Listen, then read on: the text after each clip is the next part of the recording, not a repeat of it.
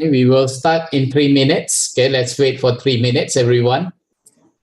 Okay, just to check, Ashley, can you hear me clearly? If you can, just reply me in the chat.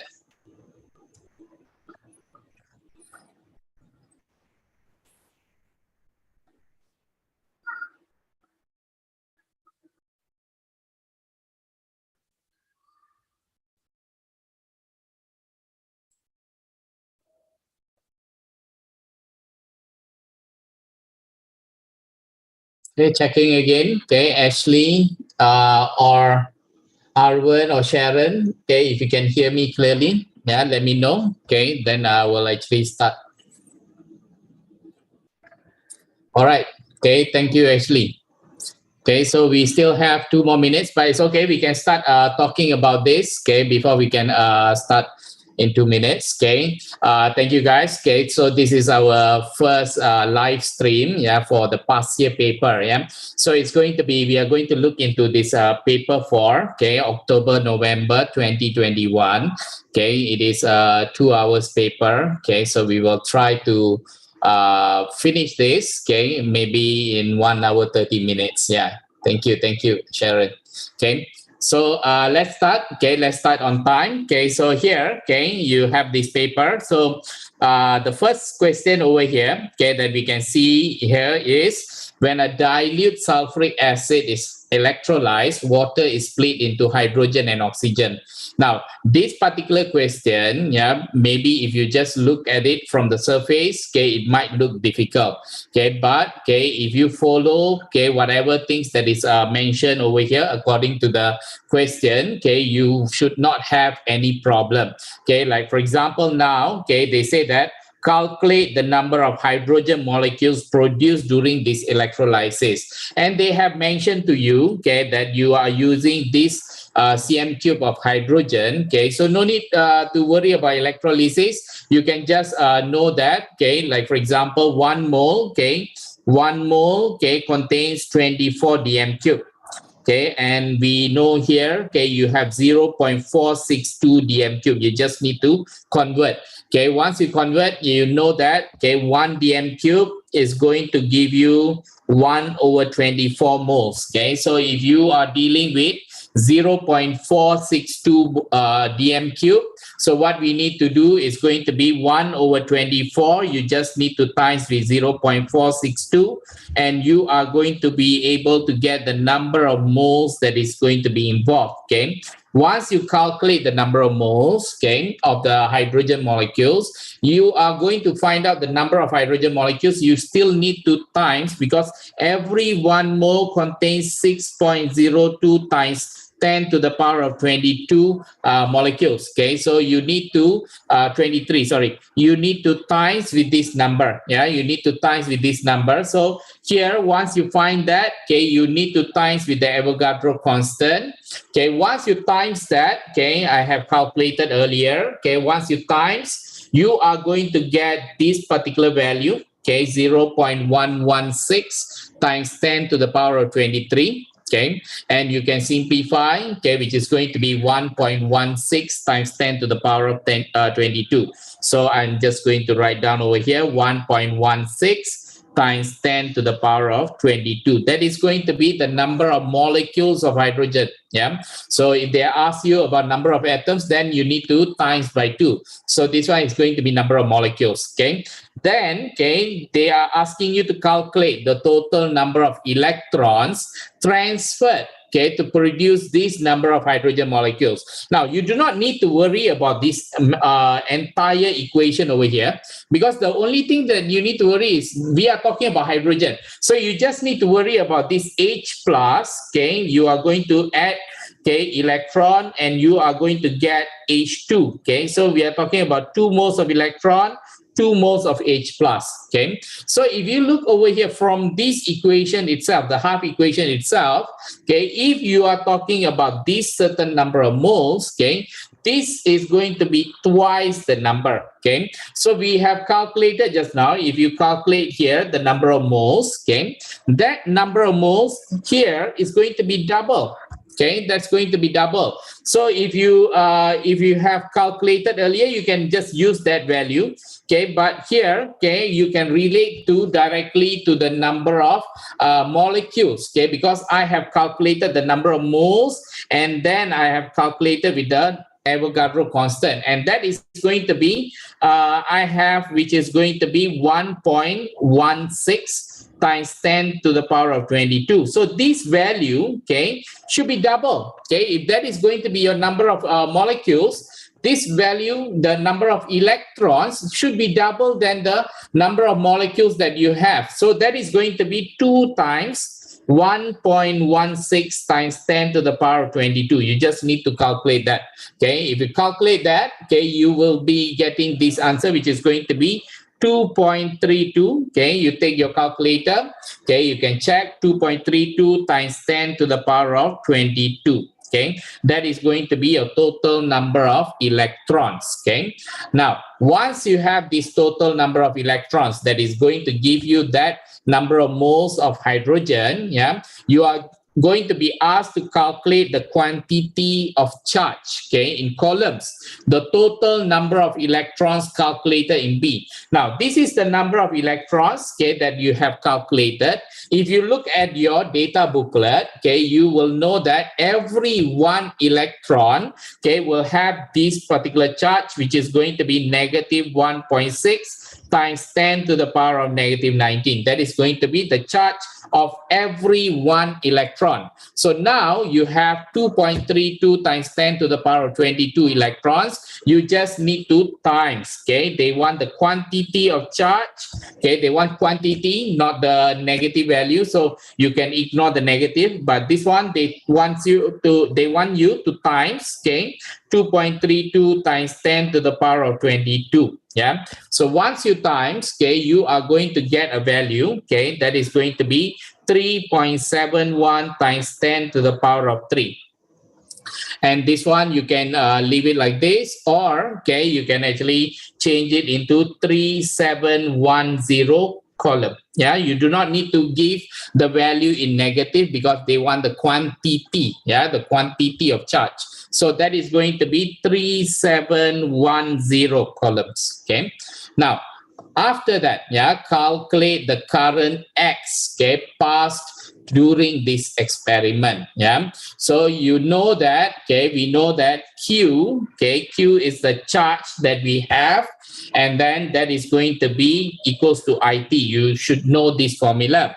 Yeah, the I, okay, is going to be given by X, okay, that is the one that we need to find, okay. The time, okay, the time they mentioned 14 minutes, okay, we are going to change this into seconds. So 14 times 60, okay, 14 times 60.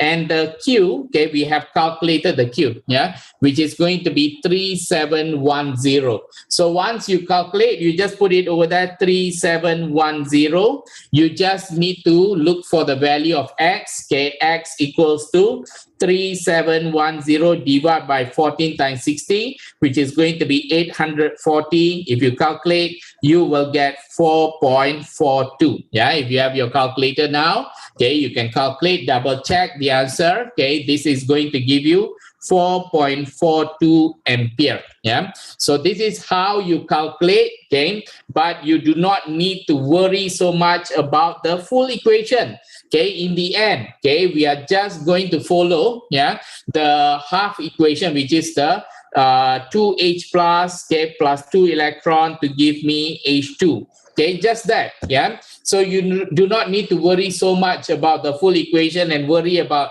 what's going to happen and so on. So you just need to follow the question, okay, from the top to bottom, yeah. So all this we have calculated. Now, the next is, okay, you have the standard entropies, okay, of the 3 species are given in the table. So they have given you this equation, and then they are asking you to calculate the entropy change. Yeah, the entropy change, okay, if you want to calculate, okay, it's supposed to be entropy, total entropy of the product minus the total entropy of the reactant. So you just need to calculate that. Yeah, so if you look at the total entropy of the product, okay, the product is going to be 2H2. So you need to times 2 times, okay, 131. So 131, you put a bracket, okay. Then the product also O2, okay, so 205, you put over there. That is going to be for your product. So you are going to minus the entropy of the reactant. Reactant is going to be H2O, 70 times 2. Yeah, so you do not forget with the number that you have in front. So 2 times, okay, 70. Okay, and you will get the entropy change. Okay, if you calculate, okay, you are going to get 262, okay, plus 205. Okay, you calculate, you minus 140. Okay, in total, you are going to get 327. Okay, and do remember the value 327 that you have is going to be a positive value. You need to indicate it's a positive value, and do remember it is in joule. Yeah, later when you do the calculation for the Gibbs free energy, we are going to look at that value, which is going to be, we are going to use kilojoule. You are going to change, so you need to be very, very careful with that. Yeah, so here they have given you this value. Okay, delta H, okay, is going to be positive 572, is an endothermic reaction, and they are asking you to calculate the Gibbs free energy. So do remember last time I told you Mr. Gopi is not so hot. Yeah, so Mr. Gopi is not so hot, it's going to be delta H, okay, not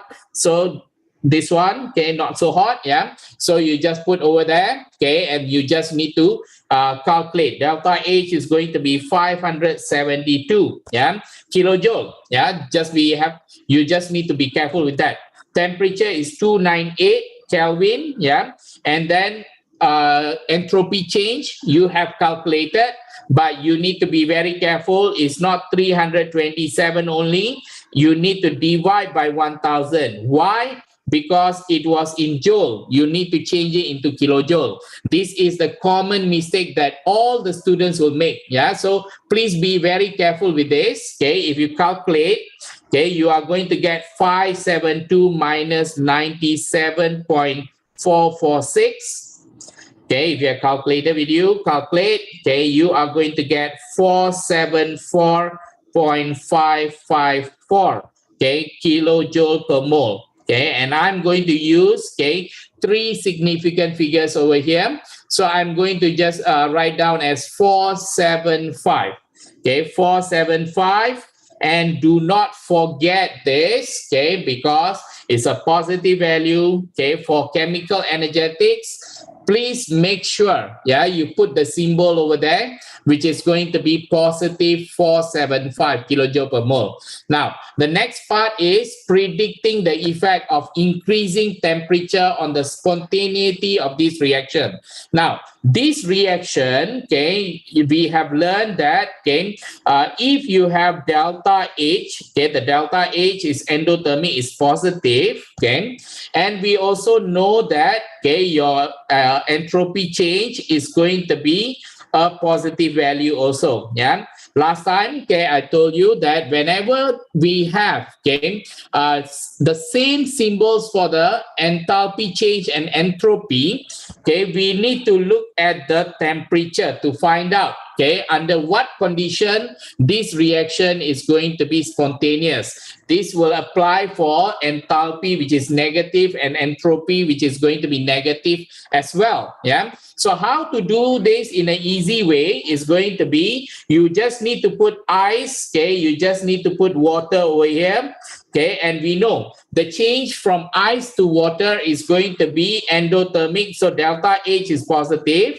And we know from ice to become water, ice is going to be solid, water is liquid. So the entropy change is also going to be positive. So it's a good representation, yeah, for this condition. And under what condition ice tends to spontaneously change into water? Of course, after 0 degrees Celsius, which is going to be at higher temperature. This is going to help us, okay, to identify that this reaction is going to be spontaneous when, okay, the temperature is higher. This is going to be something that is going to help you to predict. So in this case, when I predict the effect of increasing temperature, the reaction, okay, is going to be more spontaneous. Okay, so you need to explain. Okay, so this one is going to be spontaneous. Okay, spontaneous. But you need to explain why, okay? In order to explain why, you need to look at the Gibbs free energy. Mr. Gopi is not so hot, yeah? So delta H, okay, this one. So what happens over here is, okay, the only variable that we are changing over here is the T. And we know if the T is going up, okay, what happens? This entire value is changing. It is going to go up. Okay, so what will happen? Okay, what will happen? Okay, your Ts, okay, your temperature times the entropy change, okay, they are going to become, okay, as they go up, they are going to become greater than delta H. Okay, if that value is greater than delta H, because it's going to be minus, okay, you are going to deduct. So what will happen to your Gibbs free energy? Your Gibbs free energy will start to go less than 0. Yeah, and Gibbs free energy, if it is negative, okay, then it's spontaneous. So how do I explain this? Okay, you just need to tell when temperature increases, okay, your T, this value, okay, increases, okay, until this T value, okay, becomes greater than delta H, okay, making the Gibbs free energy to become less than 0. Okay, you explain, okay, accordingly. And when Gibbs free energy becomes less than 0, which is a negative value, then the reaction is going to be spontaneous. Okay, so this is how you explain to get this 1 mark. Okay, do remember you need to explain. Yeah, if you don't explain, you are not going to get the mark. Yeah, so this is going to be predicting the effect of increasing temperature. So that's going to be a total of 9 marks for this particular question. Okay, let's move on. Okay, so when we look at question number 2, okay, solution Y, okay, is going to be hydrochloric acid, and this is going to be a strong acid. Okay, so you have a strong acid and you have solution Z, which is going to be 4-chlorobutanoic acid. So it's going to be something like carboxylic acid now. So they have mentioned, okay, this carboxylic acid definitely going to be weak acid. So weak acid, they will definitely have the Ka value. So in this case, they are giving you the pKa value. Yeah. And they have mentioned the pH of both solution is 4. Now, the common mistake or the common assumptions of students is going to be, they think that, oh, these two mixture, okay, when they go and add, then only it's going to be 4. They never say that this solution Y and the solution Z is going to be added or mixed. Read the question properly. So it means that individually, solution Y, pH is 4. Individually, solution Z, pH is going to be 4. So this one, you need to be careful. Now, write an expression for the Ka value. Yeah. So this one, okay, if I write down Cl, okay, you have CH2, 3, CO2H, okay, they are going to partially dissociate to give you Cl. You just need to repeat this. CO2 minus plus H plus. Okay, just this one. And when I write down the Ka value, the expression, the expression of Ka, it's going to be product divided by reactant. Don't shift the places. So here, okay, we look at the number of the one in front of us. Okay, all this is going to be 1, so nothing to do with to the power of something. No need to worry about that. You just need to put a bracket to show the concentration of H plus, okay, and then the Cl, CH2 3 times CO2 minus, put a bracket, okay, because these are the products, and then you divide by the reactant, which is going to be Cl, CH2 3, CO2H. Make sure you close the bracket. This is the expression for Ka. Now, write a mathematical expression to describe the relationship between Ka and pKa. So the relationship between this, quite simple. Okay, if you want to write down pKa, then negative log Ka. You can answer like this. Okay, or okay, if you want to use Ka, okay, Ka, if you are good in maths, this is going to be 10 to the power of something. So if you bring over there, so 10 K to the power of negative, you bring up negative pKa. Okay, if you write down like that, also can. Okay, so choose one. Okay, choose one. Don't give both. So you can actually give any of these two. And then calculate the H plus in solution Y and Z. This is the part that students will get confused. Remember just now, I told you for both, okay, pH is going to be 4. So it doesn't matter. Okay, you can just use the common equation, which is going to be, if you have pH equals to 4, okay, we can calculate what is going to be the concentration of H plus. Quite simple, because pH equals to negative log concentration H plus. Okay, so if you want to find out what is the concentration of H plus, okay, it's going to be quite simple. Concentration of H plus is going to be 10 to the power of negative. You bring over there, then pH you put over there. So it's going to be 10 to the power of, okay, pH is 4, negative 4. Okay, and this one, okay, you can just simplify and just say 1 times 10 negative 4, okay, mole per dm cube. So that is going to be my concentration of H plus, not only in one, okay, in both Y and Z. So 1 times 10 to the power of negative 4. That is the concentration. And then finally, they are asking you to calculate the ratio. So sometimes students get confused. What is this and what is this? Okay, you need to do it separately. So here they are asking the concentration of HCl. The concentration of HCl. And we know, okay, HCl dissolves or dissociates or ionizes completely. So to give you H plus and Cl minus, if you have concentration of H plus as 1 times 10 to the power of negative 4, okay, you are going to have the same concentration over here, because 1 mole to 1 mole. So this one, no need to worry, you have already found out. Okay, 1 times 10 to the power of negative 4. Okay, so the next thing that we need to find out is going to be for this. This is going to be the weak acid. The weak acid. Now for the weak acid, okay, we have the formula. Okay, what is the formula? Okay, the formula is, you already know the H plus. Okay, using H plus, how do you find out the concentration of a weak acid? Okay, the formula is going to be, if you have Ka, okay, if you have Ka, the formula is concentration of H plus to the power of 2. Okay, and why we have all these formulas? I think you can refer to my lectures, yeah? So how we can derive to get this formula. So you are going to be divided with HA, which is going to be this, yeah? The weak acid, okay? This is going to be the formula.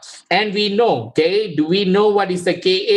Okay, the value, okay, the pKa is given 4.52, yeah? So we can calculate using pKa value, you can calculate what is going to be the Ka value, okay, which is going to be the Ka, pKa is going to be negative log Ka. So if you have 4.52, okay, you want to find out what is Ka, okay, Ka equals to 10 to the power of negative 4.52. Okay, if you calculate, okay, if you calculate that, okay, you are going to get, okay, the value is going to be, okay, 3.02 times 10 to the power of negative 5. Okay, so I'll just put 3.02 times 10 to the power of negative 5. Okay, using this value, okay, you just need to calculate, okay, the HA, because we already have this value. Okay, just need to put it in. So it's going to be 1 times 10 negative 4. Just now we have calculated to the power of 2, okay, equals to 3.02 times 10 negative 5 divided by concentration of HA. So you can calculate what is the concentration of HA, the weak acid. So it's going to be 1 times 10 negative 4 to the power of 2 divided by 3.02 times 10 negative 5. If you calculate this, okay, you are going to get, okay, the value is going to be, okay, 3.31 times 10 negative 4. Okay, 3.31, okay, times 10 negative 4. Okay, once you get that value, okay, you just need to solve this question. They want the ratio. Okay, they want the ratio. So HCl, okay, we know, okay, the ratio is going to be HCl, we have calculated 1 times 10 negative 4, okay, divided by this value 3.31 times 10 negative 4. Cancel. So it's 1 over 3.31. Okay, if you calculate, okay, you are going to get 0.302. Okay, 3 significant figures. So you just need to put 0.302 then. Okay, that's going to give you the 2 marks. Okay, so the next question, okay, a buffer solution of pH 5. So this is a buffer solution, acidic buffer solution. You are going to produce by adding sodium propanoate. So this is going to be the salt, okay, to a weak acid, which is going to be 5 grams of propanoic acid in 100 cm³ of distilled water. And you are going to calculate the mass of sodium propanoate that must be used, okay, to achieve this pH. And Ka is given. So all the other things are given, okay, but how to start? I think this one is related to pH of buffer. Okay, you need to know the formula. Okay, so you just need to memorize only. No need to worry so much. Okay, but if you don't want to memorize, you want to derive also can. You should be able. Okay, if you understand the concept, then you should be able to derive. Okay, so pH, okay, is going to be pKa, okay, plus log, okay, salt divided by acid. So this is going to be the formula that we are going to use, okay, for this acid buffer. Okay, so the pH is going to be 5. I just put 5. Okay, the Ka value is, okay, 1.35 times 10 to the power of negative 5. I just need to find out what is the pKa value. pKa value is negative log 1.35 times 10 negative 5. If you do that, okay, the pKa value is going to be 4.87. So I'll just use the value 4.87 directly over here. Okay, now plus, okay, log, okay, concentration of the salt, okay, here, okay, the salt, you see the salt that we are going to use, okay, we need to find the mass. So to find the concentration of the salt, I just put mass, okay. divide by, okay, it means now I need to find out the mole, yeah. Mass divided by the salt is 96. I just put 96 over here. And then, okay, that is number of moles only, okay. The volume, okay, is going to be 100 cm cube. So I just use 0.1 dm cube. So I just put divide by 0.1. That is going to be my concentration of my salt. And then divided by, okay, do remember, just to create clarity over here, I just put log over here. Then, okay, divided by 5 grams, the acid, yeah, 5 divided by 74. This is still number of moles, yeah. Then divide by 0.1, which is going to be your volume. And from here, you can cancel, you can simplify. This one and this one, no need. Okay, you can simplify. And you can also simplify, okay, which is going to be 5 equals to 4.87 plus, okay, log, okay, then here, m over 96 times, okay, 74 over 5.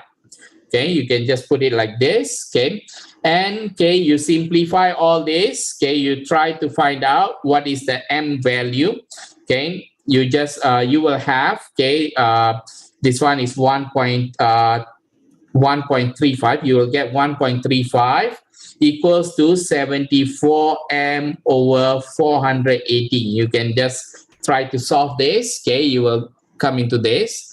And then, okay, if you want to find the m, you will be able to end up to get this 8.75 gram.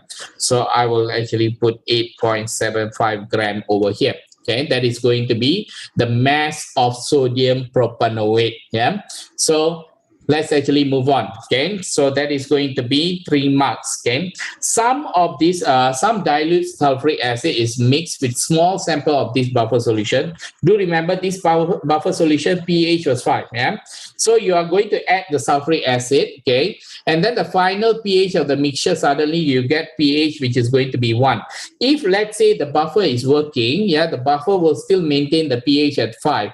Okay, but if you have the pH of the mixture close to 1, it means the buffer, yeah, this one you have already exceeded the buffer capacity. Yeah, so in this case, what happens over here? So we know, okay, whenever you have, okay, any buffer, in this case this buffer, okay, you have the salt, okay, they are going to give you this equation. Okay, if you have the salt, okay, so you have 2 equations, okay, which is going to be 1, okay, the first equation. And then you have the second equation, which is going to be a reversible reaction, which is for the acid, and that the carboxylic acid.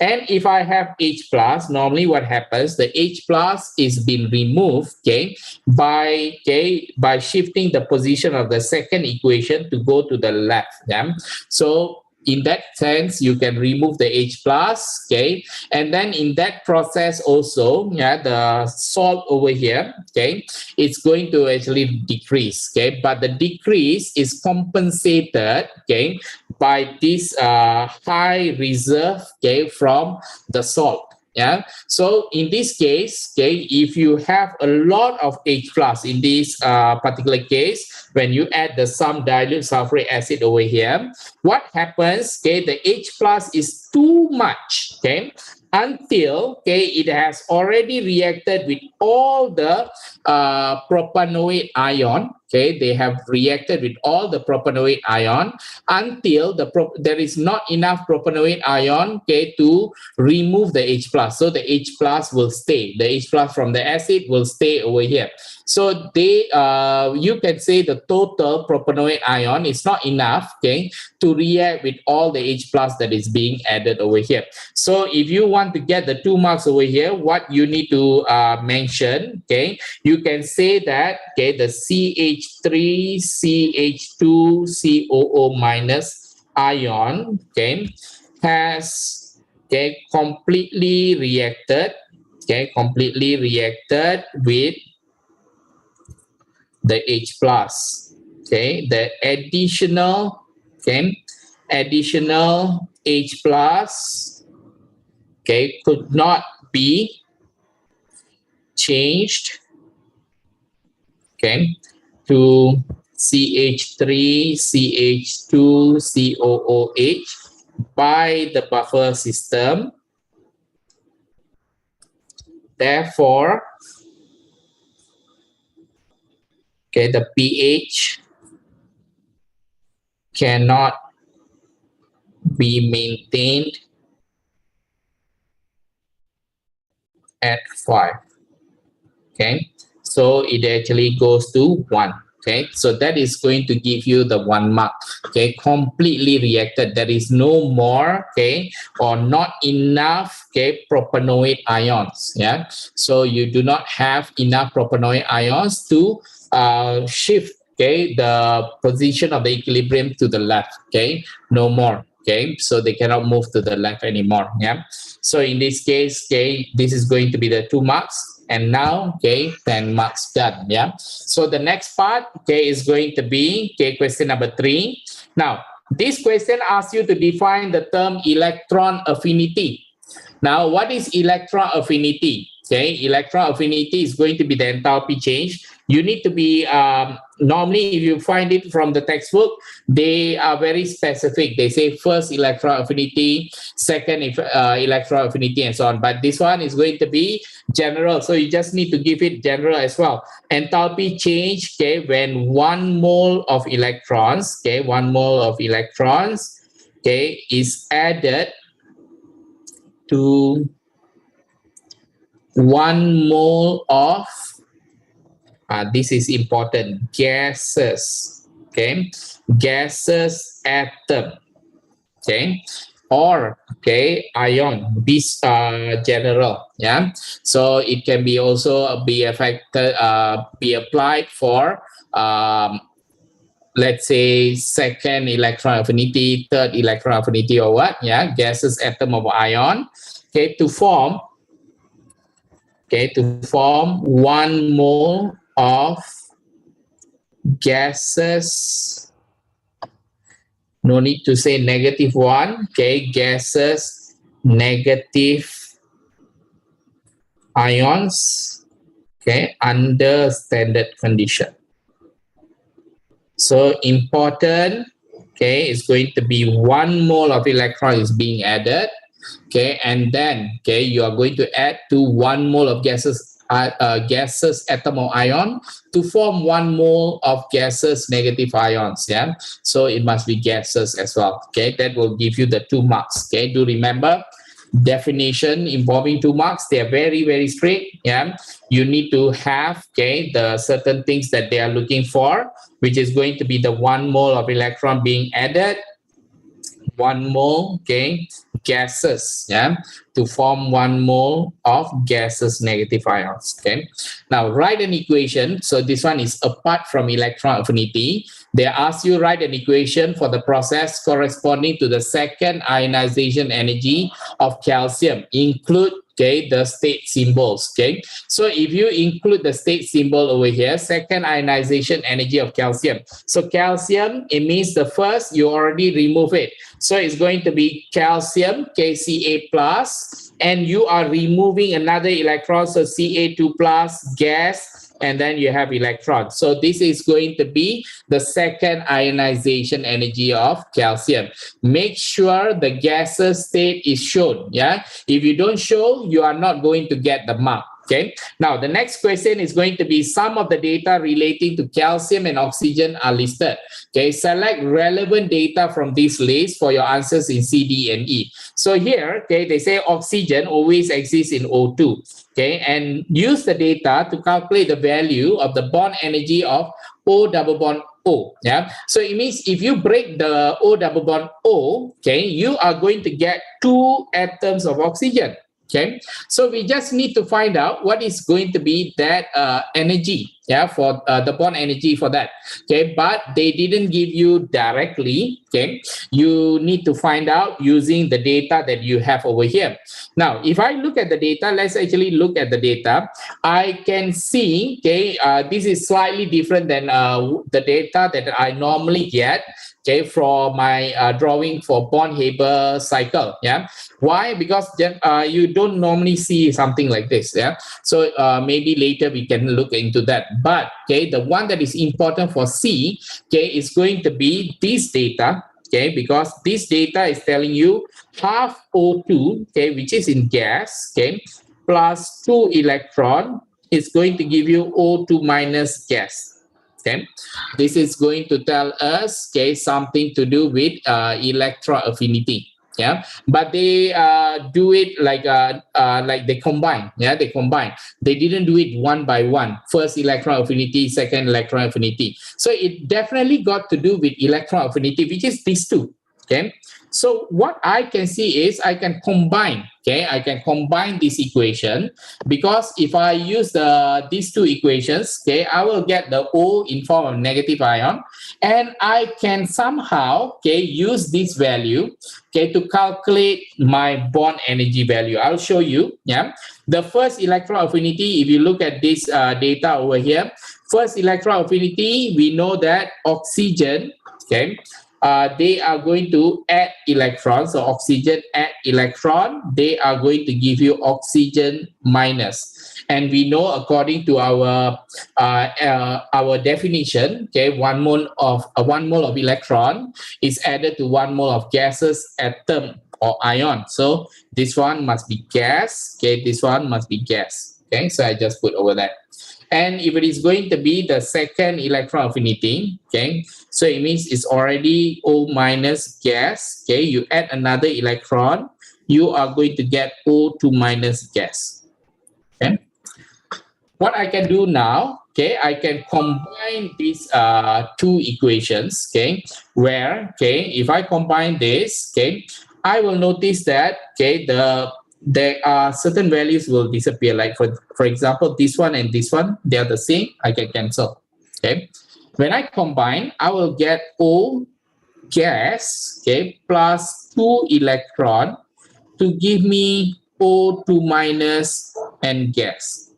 And if I combine, it's going to be 844.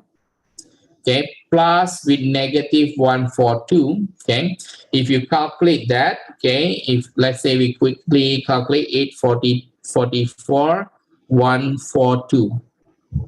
Okay, 20702. Yeah, so you will get positive 702. Okay, so I'm going to use this value, okay, or this equation to find, okay, my bond energy. Yeah, so if you look over here, okay, if I rewrite this, okay, oxygen, okay, oxygen, okay, before I just straight away rewrite, okay, I can see here I have the O2 minus. Okay, here I don't have O2 minus. If I want to calculate, okay, I have O2 minus over here. Is there a way where I can eliminate the O2 minus? There is a way. How?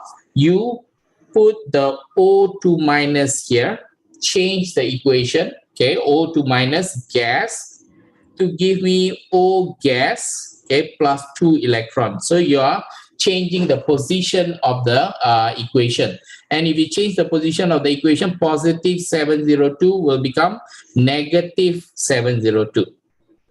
Okay, and I am going to put it over here, okay, O2 minus gas, and then they are going to give me O, which is gas, okay, plus 2 electron, okay, which is going to be, I put negative 702, okay, and let me bring this up, okay, put them up, okay, and we know that this particular value, okay, the one that we took just now is going to be positive 951, okay. I can join these two equations. Okay, when I join these two equations, I will notice that I am able to cancel this and cancel this. Left and right will cancel. I will be able to cancel this and cancel this as well. Left and right, it will cancel. So I will have half O2 gas, and it is going to give me O gas. Okay, and this value is 951 plus negative 702, okay, which is going to be, if you calculate, you will get 249. Okay, a positive 249. Yeah, 249. Okay, so you get this value. Now, this is, okay, if you want to find the bond energy is going to be O2 gas to give you 2O gas. Okay, and I know that this value is 249. Okay, so if you want to find the bond energy, the O double bond, yeah, so you just need to change this equation to this equation. What you need to do, you times by 2. Okay, you times by 2, you will get O2 gas. Okay, and then you get 2O gas. Okay, so this one you times by 2 is 249 times by 2. You get positive 498. And this positive 498 is actually going to be the bond that is broken, okay, between oxygen and oxygen, which is going to be the bond energy that we are looking for. So that is going to be what we are looking for just now. Yeah, positive 498 kilojoule per mole. Yeah. Now, so let's move on. Okay, so make sure it's positive. You put the positive over there. Okay, that is the bond energy. Now, suggest why, okay, the first electron affinity of oxygen is negative. What is electron affinity? Electron affinity, when you get 1 mole of electron, you try to bring in, okay, to the atom. Yeah, normally when you bring in to the atom, yeah, we are talking about, if it is negative, it means we are talking about some sort of bond formation. So we can say, okay, because there is, we are trying to form, yeah, bonds between the electron and the ion. Yeah, so we say that the electron neutral, so which is going to be the proton. Okay, because negative, okay, negative charge from the electron. Okay, and the positive proton, yeah, from the nucleus, opposite charges they attract. Okay, so you can say because there is an attraction, okay, between the negative charge. Okay, the negative charge is coming from the electron, okay, that we are going to bring in, and okay, the positive charge, okay, from the nucleus. Okay, so you are going to have attraction. Okay, so it means some sort of bond formation.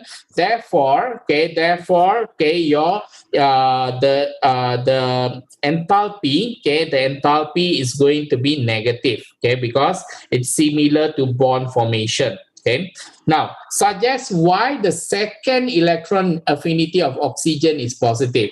Now, when you add the electron to the oxygen, you are going to get O minus, okay, O minus. And if you have the electron, which is a negative charge now, okay, you can see this is negative charge, this is negative charge. You are going to have negative and negative, they are going to repel. Yeah, but you still want to bring the electron over there, so you need to provide energy. Yeah, you need to overcome the forces of repulsion. Okay, therefore, okay, the enthalpy is going to be positive to overcome, okay, to overcome the repulsion. Okay, from what? The repulsion between, okay, opposite, between the same, okay, the same charges, okay, of electron and the negative ion.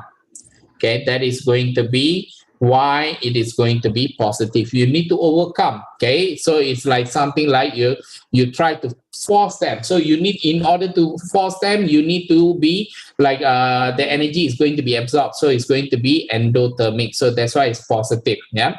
Now, the next part is going to be calculating the enthalpy of formation, okay, of calcium oxide. Yeah.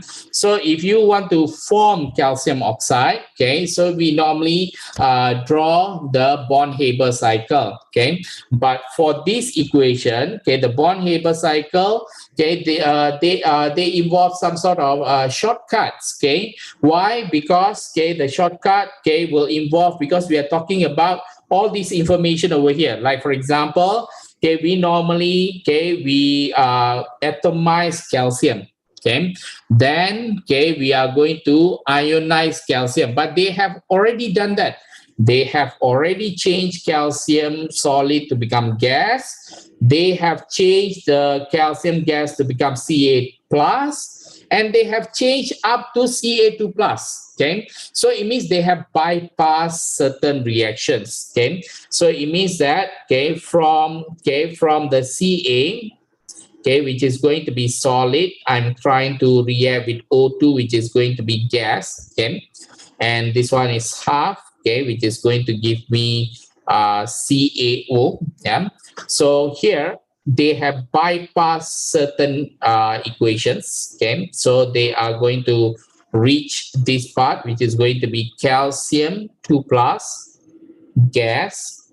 Okay, and then you have 2 electrons. They have removed. They already ionized. Okay, they already atomized, they already ionized. Okay, and then you get that. Okay, do remember they didn't do anything yet to the oxygen, so I just put half O2 like normal. Yeah, now that value is going to be plus 1933. Okay, that value is going to be plus 1933. So now, we know that, we have calculated the gas, the half O2, you can change them into, you can atomize them. Okay, you can atomize them. Then after that, you can also do electron affinity, and so on. Okay, but what they have done, they have even bypassed that step. They have bypassed the step, which is going to be if you put the O2 here. If you look over here, I have actually included. So what I did was, I atomized the oxygen. Atomize the oxygen, which is I'm going to use the 249, the value that I have calculated just now. The value just now is O2 to become 2O. That's 249. Okay, but sorry, that was not 249. That's 498. So I need to divide by 2. Which is I'm dealing with half O2 to become O. So I need 249. So I use the 249, and after that, I need to still bring in 1 electron and another electron. 2 electrons came in. So I use the first electron affinity and second electron affinity. I add them. I add these 2. I get 702. I put it over there. Actually, you do not need to do that because, from here all the way to here, they have given you the value, which is going to be 702 plus 249, is going to be this value. They have already given this. 746, plus 249 is 952. So you can actually bypass that value. So I will just use the 951. So from here to here, I'll just straight away put Ca2 plus, and then you are going to get half O2 plus 2 electron to give you O2 minus. So it means that O2 minus, this is gas, this is gas. That value is 951. I have this 951, and then I am going to react. Now I'm going to actually have the lattice energy. Lattice energy is going to be from the gaseous ion. Then you are going to form the solid, the calcium oxide solid. That value is given negative 3517. Negative 3517. So if I select this and I bring it down,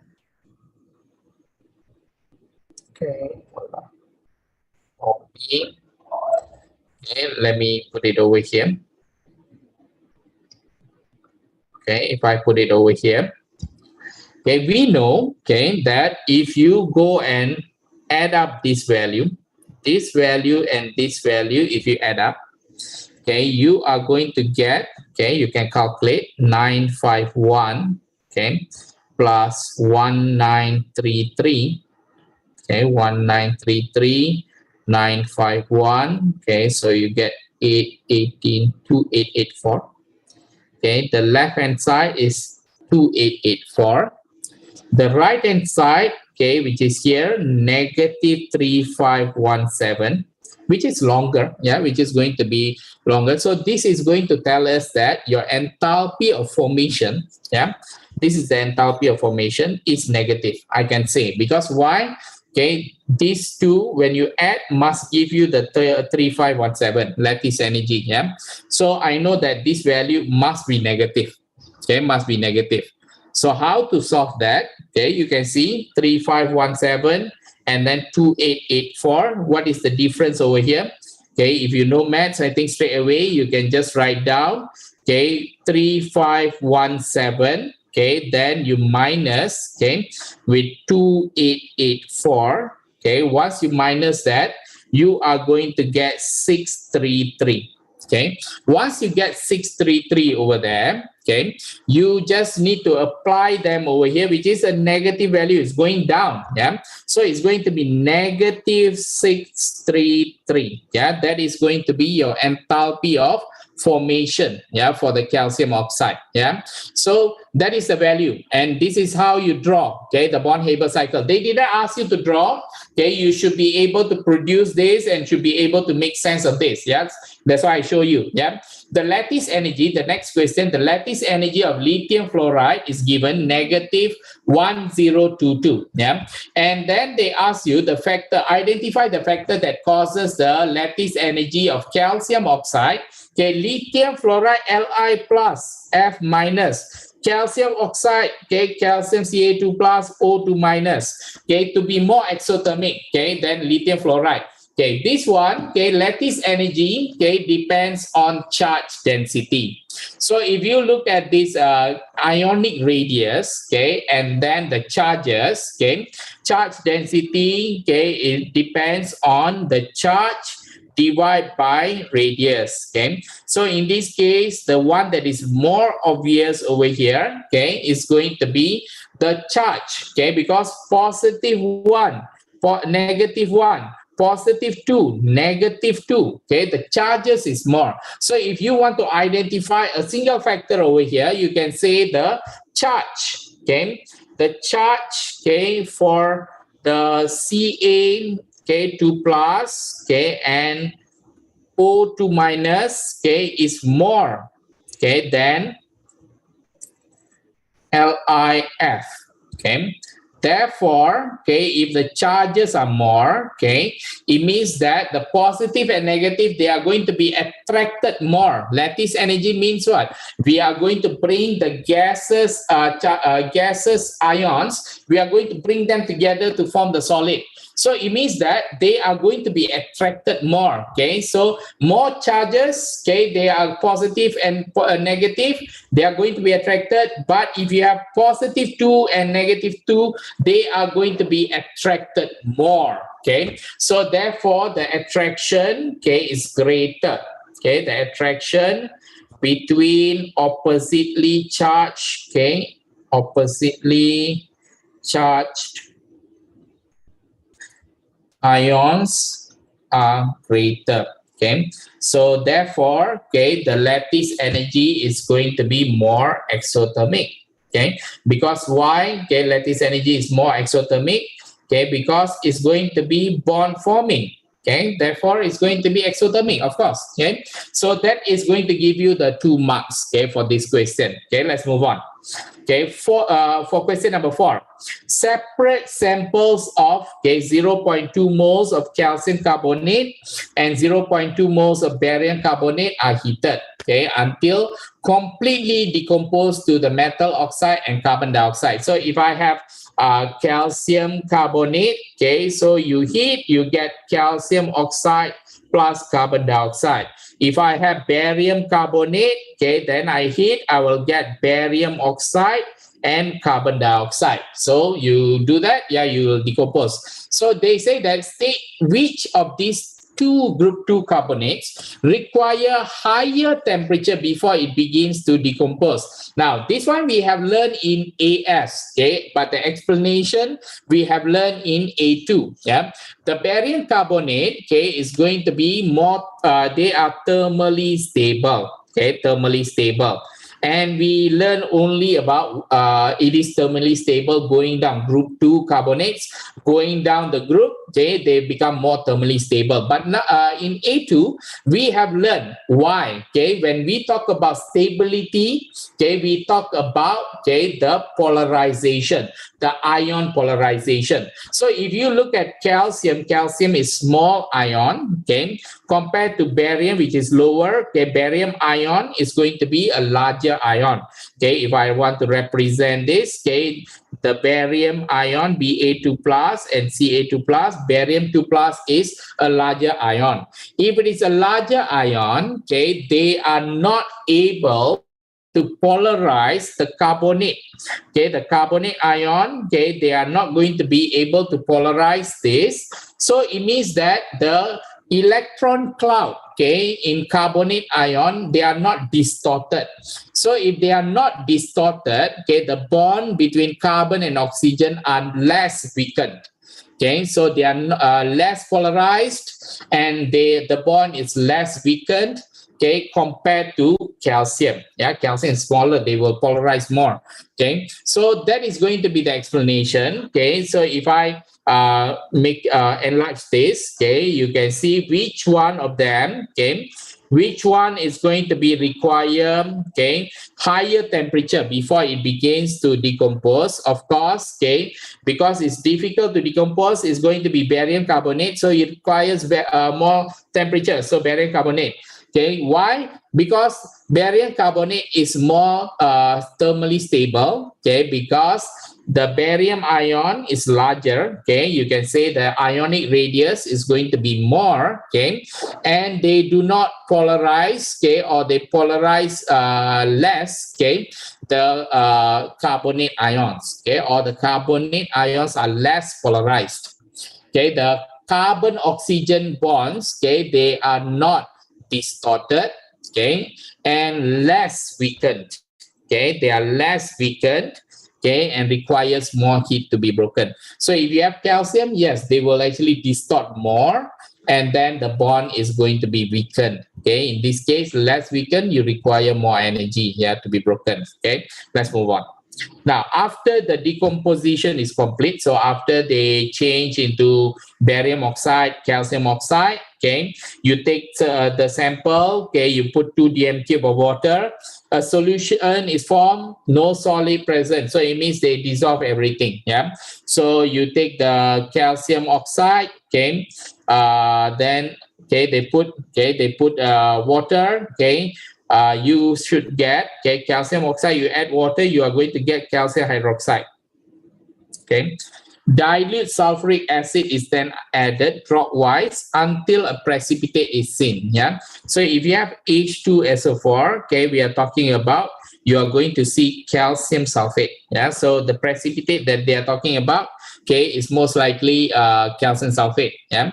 Now the same procedure is repeated with barium oxide. So barium oxide, you will get barium hydroxide. Okay, and then you add, okay, drop by drop H2SO4. Okay, and you are going to get barium sulfate.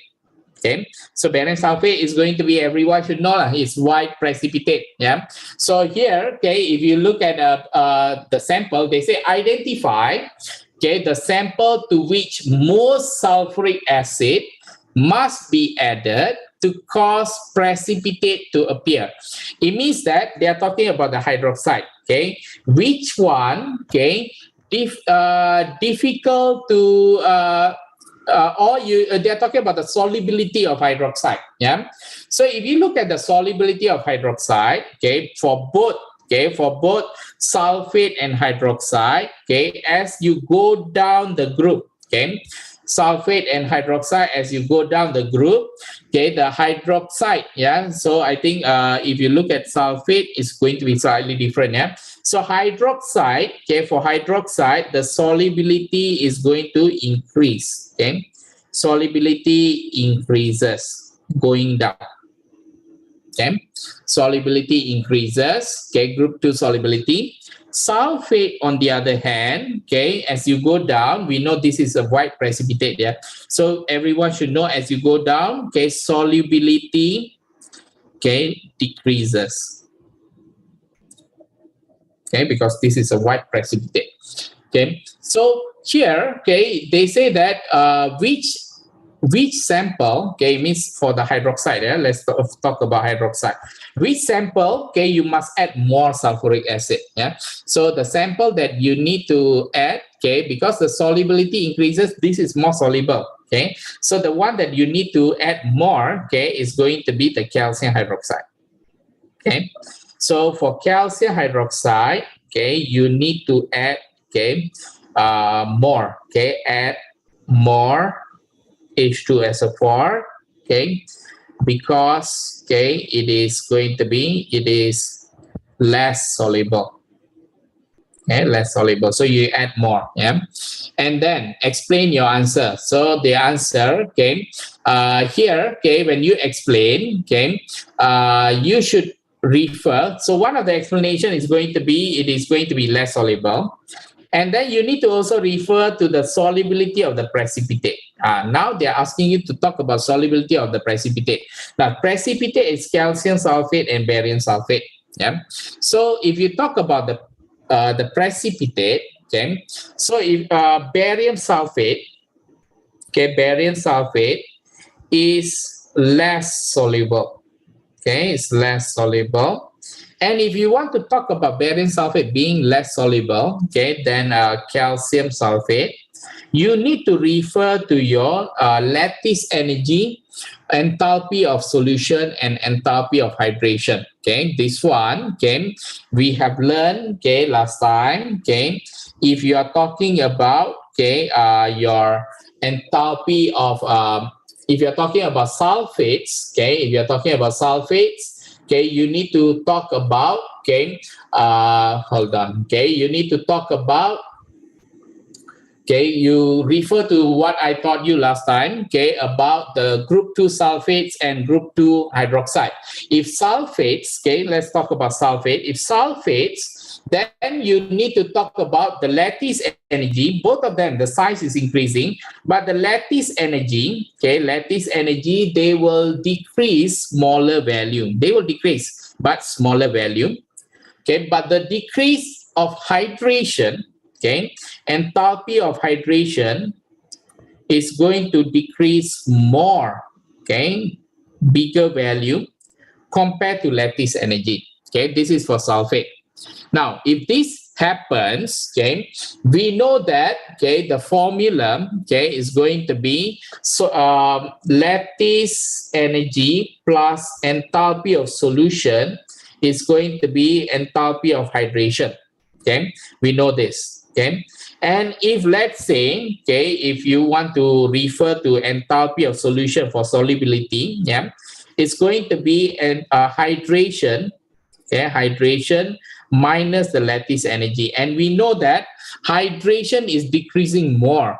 If hydration is decreasing more, okay, what can you say? Okay, you can say that your enthalpy of solution, okay, is going to become more positive or endothermic. Okay, so if your enthalpy of solution is endothermic or positive, okay, we know that in order to say something is soluble, okay, your enthalpy of solution must be negative or a small positive. But in this case, okay, because your hydration is decreasing more than the lattice energy, okay, your enthalpy of solution is getting positive. Therefore, okay, the solubility, okay, is going to decrease. The solubility of what? Solubility of barium sulfate. Yeah. But if you want to change, okay, in terms of hydroxide, because they say precipitate, but if you want to change about hydroxide, then you just need to change. Yeah. Change in what?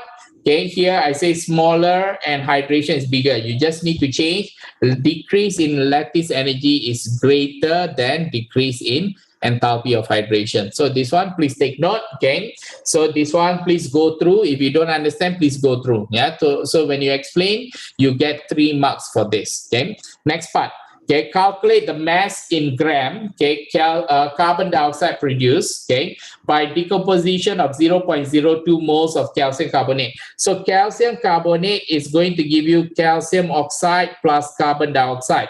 So if you have 0.02 moles of calcium carbonate, 0.02 moles of this, and we are going to look for calcium, carbon dioxide, of course, you are going to get 0.02 moles of carbon dioxide also. Okay, but they want in mass. Okay, so we know number of moles is going to be mass over mR. Okay, carbon dioxide is 12 plus 32 is 44. Okay, so you can calculate what is the mass. Mass is going to be 0.02, the number of moles, times 44. Okay, if you times by 44, you will get 0.88 gram.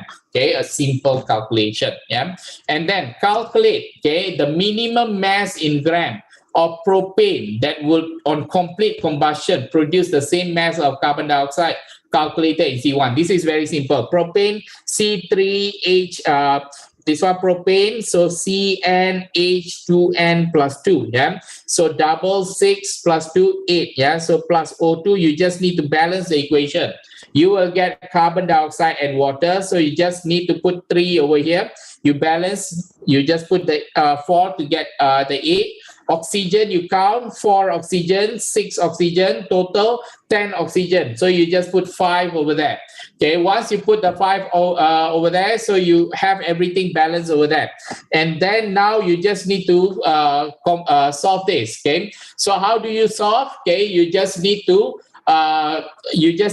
put, okay, the values. Okay, so just now, okay, we know that 0.02 moles. Okay, so if I have 0.02 moles over here, so of course this one is going to be divided by 3. So how many moles? 0.02 divided by 3.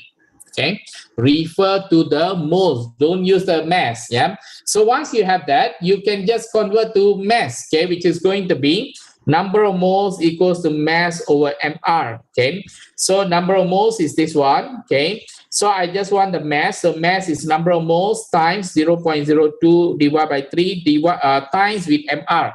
mR is going to be, okay, C3H8. So 3 times 12, okay, plus 8 times 1. Okay, so it's going to be 36 plus 8. You will get 44. Okay, so you need to times by 44. If you calculate, you get 0.293, okay, gram.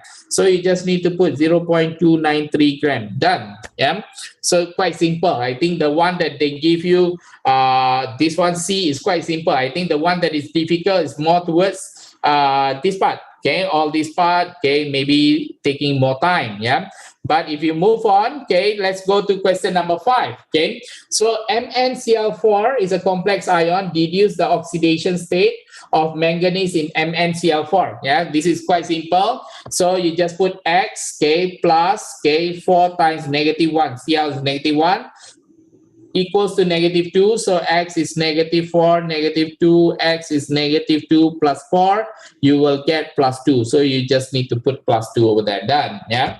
Now, the MnCl4 2- complex does not contain any 180 degrees bond angle. Yeah. So if you have, okay, 4 bonding pair over there, yeah. So if they ask you to draw a 3-dimensional diagram to show the shape, okay, so quite simple. Just put the Cl over here. Just put the Cl over here. See how it is drawn. Yeah, 2 straight lines. Okay, one is going to be showing directly over here. Okay, so one over here, another one over here. Okay, then another line is going to come over here. Okay, to coming out from this paper. Okay, which is going to be another Cl. Another line is going to be, it's going to go behind the paper. Okay, so I will give you something like this, and that is going to be the Cl. So this is tetrahedral shape. So you need to show, okay, they say state 1 bond angle in your diagram. The angle is 109.5 degrees. Okay, make sure you show the bond angle in your diagram. Okay, so the next question is going to be a solution of cobalt 2 sulfate. Okay, they contain complex ion. Yeah, this is going to be something you need to memorize. Yeah, transition elements. Okay, if you memorize and you go to the exam and this question came out, yeah, this is going to be a jackpot for you. Yeah, but if you don't memorize, yeah, maybe, yeah, it's going to be difficult. Yeah, nothing to say. So a solution containing, okay, this cobalt, okay, ion, okay, they are reacted separately with all this. Okay, so since in 2021, okay, they have asked about cobalt, maybe, yeah, the future, those who are sitting for the paper 4, maybe you can prepare for copper. Yeah, so in our syllabus we have cobalt and copper, so maybe you can prepare for copper. Yeah, no need to prepare again for cobalt. Yeah, now they ask you to write the equation for each of the reaction and state one observation that can be made. So if you have, okay, if you are reacting with OH minus, okay, the equation is going to be, okay, I think no need to rewrite again. Okay, I can actually make it big again. Okay, this one I have already done earlier. Okay, so if you write it big, okay, you are going to get, okay, this formula CO, okay, the 2H2O is removed. Okay, the OH, 2 of it will do the ligand exchange. Okay, and you will get this. Okay, and this is going to form, okay, a blue precipitate. So this is solid. Okay, so this is going to be aqueous. Okay, this is aqueous. Okay, this is liquid. So you are going to get a blue precipitate. Okay, it's formed. So in your exam, don't write PPT. Yeah, write down precipitate. Okay. Now the next, okay, is going to be when you react with ammonia. Okay, same. I have done it earlier. Okay, so I will just enlarge this. Okay. Refer to my lecture notes or your submissions. Okay, we have done all this, okay, last time. Okay, when you react, okay, with ammonia, all, okay, the water molecules are exchanged with ammonia, and when it is exchanged, you are going to get a straw solution. Yeah, so a straw solution is formed. Okay, so I'll just bring it over here. Okay, straw solution form. So you can just put aqueous. Okay, this is liquid. Okay, this is going to be aqueous, and this is going to be aqueous. Okay, so you just need to know what is the observation. Yeah. Next is going to be if you are reacting with Cl minus. Yeah, what will you get? Okay, so you are going to get, okay, this COCl4. Now COCl4 is also going to be a blue solution. Yeah. So I'll just put it here. Okay, you are going to get, okay, this blue solution, which is going to be this is a tetrahedral also. Yeah, so it's going to be aqueous.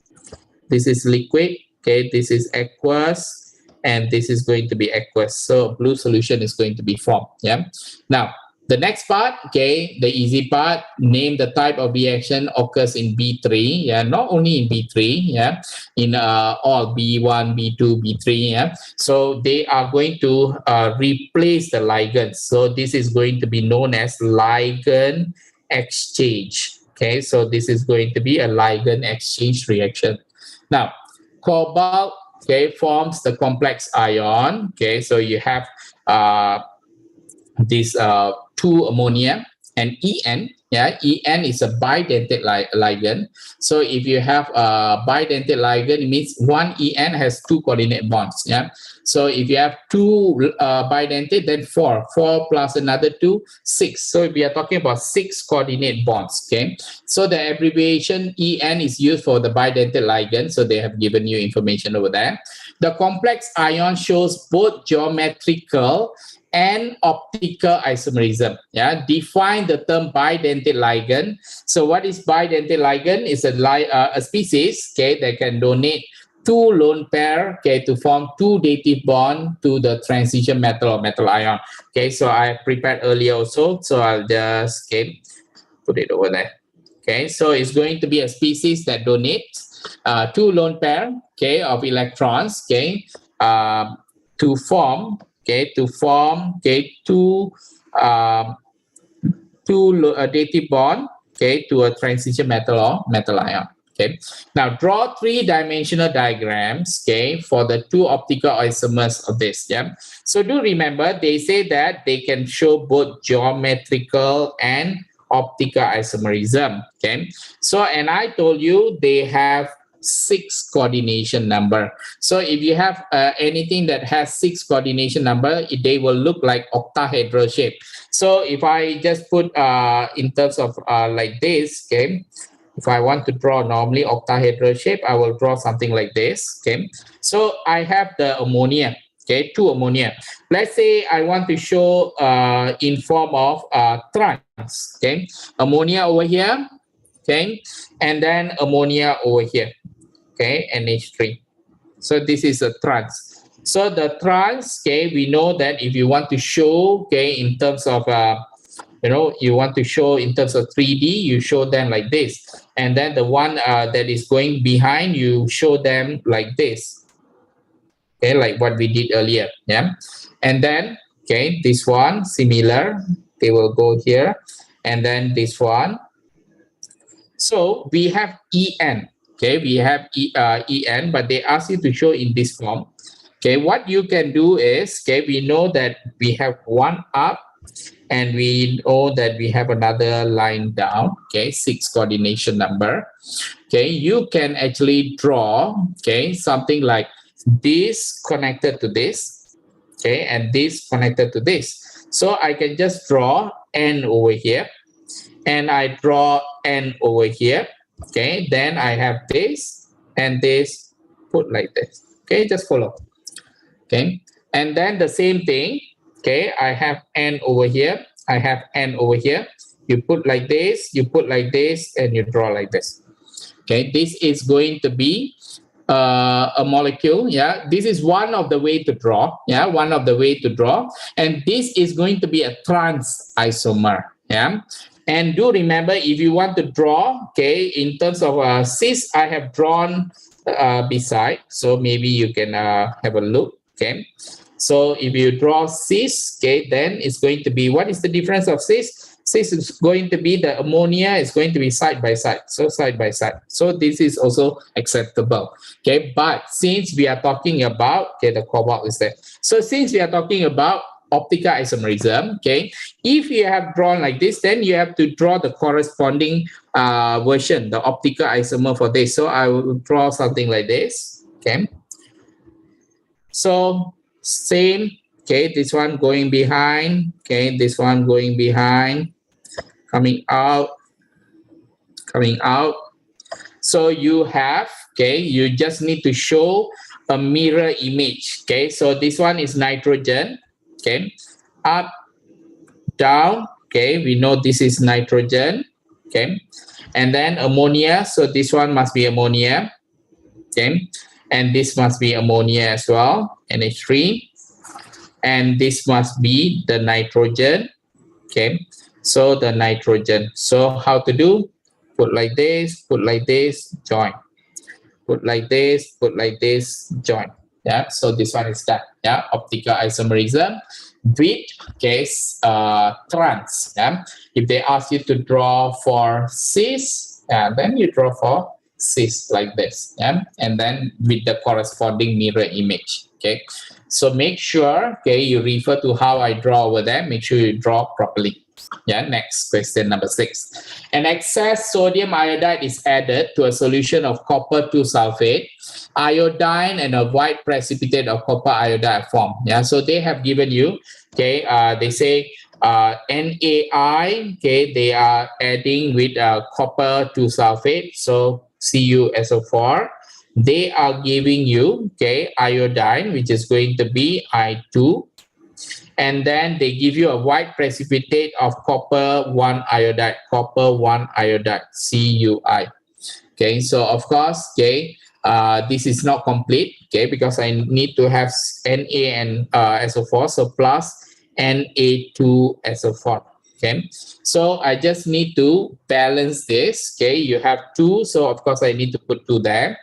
And then sulfate is balanced, sodium is balanced, copper is balanced. I is not balanced, okay, but I see here there are 2 I. I have 3i. How to make 2i? So I have 1. So I just need to put half over there. Okay, if I have half over there, if I times everything by 2, yeah, I will get the answer. So the 2, you times everything by 2, 4 NaI plus 2 COSO4. You are going to get iodine, 2 CuI plus 2 Na2SO4. You are going to get the reaction, yeah, the equation. So this is going to be, you just need to write down. So it's 1 mark, yeah, it's 1 mark. So they didn't tell, okay, if they didn't tell you about the state, no need to write. But if you want aqueous, okay, this is aqueous, okay, this one, iodine, in this case, is it going to be solid? They didn't mention, yeah, so maybe I'll just put solid over here. A white precipitate, so it's going to be solid. Okay, this one is aqueous. Okay, now explain why copper 2 sulfate solution is colored. Now copper 2, yeah, is actually under transition element. Yeah, so the reason why copper 2 is colored, yeah, because there is going to be d orbital splitting. Yeah. So d orbital splitting, they are going to be split into 2 different energy level. Okay, the electron in the lower energy level, okay, the electron, okay, they will become excited, okay, at the lower energy level, okay, lower energy level, they become excited and promoted, okay, and promoted to higher energy level. To higher energy level by absorbing the wavelength of light. Okay, so once they actually absorb the wavelength, okay, you can see the color. Okay, the color seen is going to be complementary color. Okay, color to the wavelength absorbed is seen.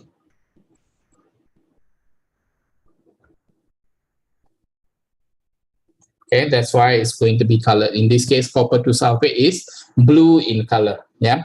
Now, suggest, okay, why the precipitate of copper iodide is going to be white. Okay, why the precipitate is going to be white in color. Okay, the copper 1 iodide, okay, if you look at copper, okay, copper itself, okay, is going to be 4s1 3d10. Okay, so this is going to be the structure of copper. So if it is going to be copper 1, okay, that's going to be Cu plus. Okay, 1 electron is gone. So if it is 1 electron gone, is copper plus is going to be 4s0 3d10. So you can see that the d orbitals are going to be completely full. Okay, the d orbitals, okay, are, okay, the d orbitals are full. So if the d orbitals are full, even though when the splitting, the d orbital splitting happens, okay, the electron from lower energy level cannot be excited and promoted to higher energy level because the d orbitals are full. Okay, so they are not going to give you any complementary color. Yeah, so that's the reason why copper 1 iodide is white in color. Yeah. Now use the suitable E values, okay, from the data booklet, okay, to predict whether iodide ions can reduce, okay, Cu2 plus to Cu plus.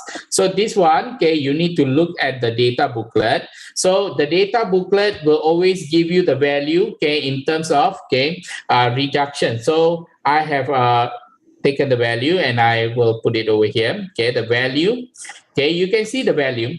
Okay, is going to be, I have rearranged the value. Okay, you see 0.54 and 0.15. Okay, why I rearrange the value? Because I want the value, okay, so that this is going to be 0.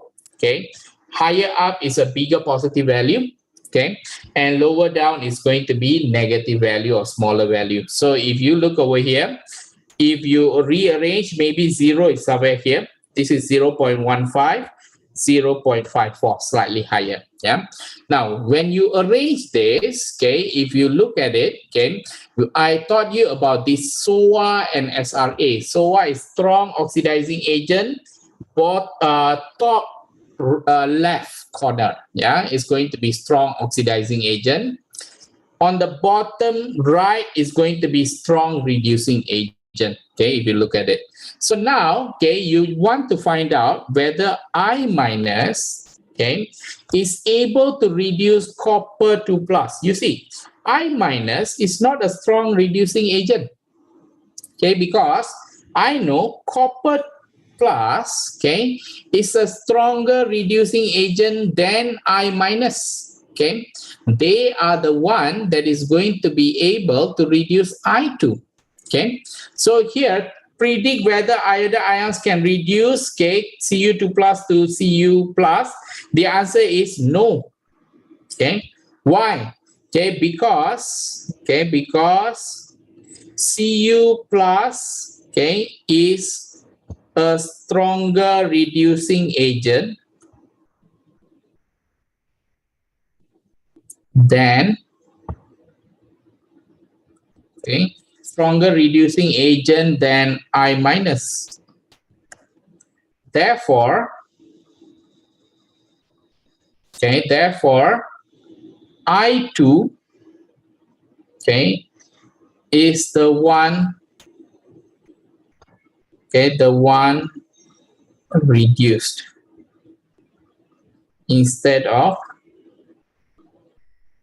Cu2 plus. Okay, this is how you answer. Okay, but of course, okay, you need to give the values. Okay, make sure when you explain this, you write down the values, you arrange, yeah, you write down properly. Okay, then you tell, yeah, why, okay, because it has this value and so on. Okay, but this one must be there.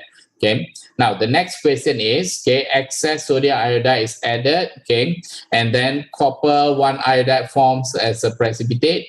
After the precipitate, okay, Cu plus is much lower than 1, okay.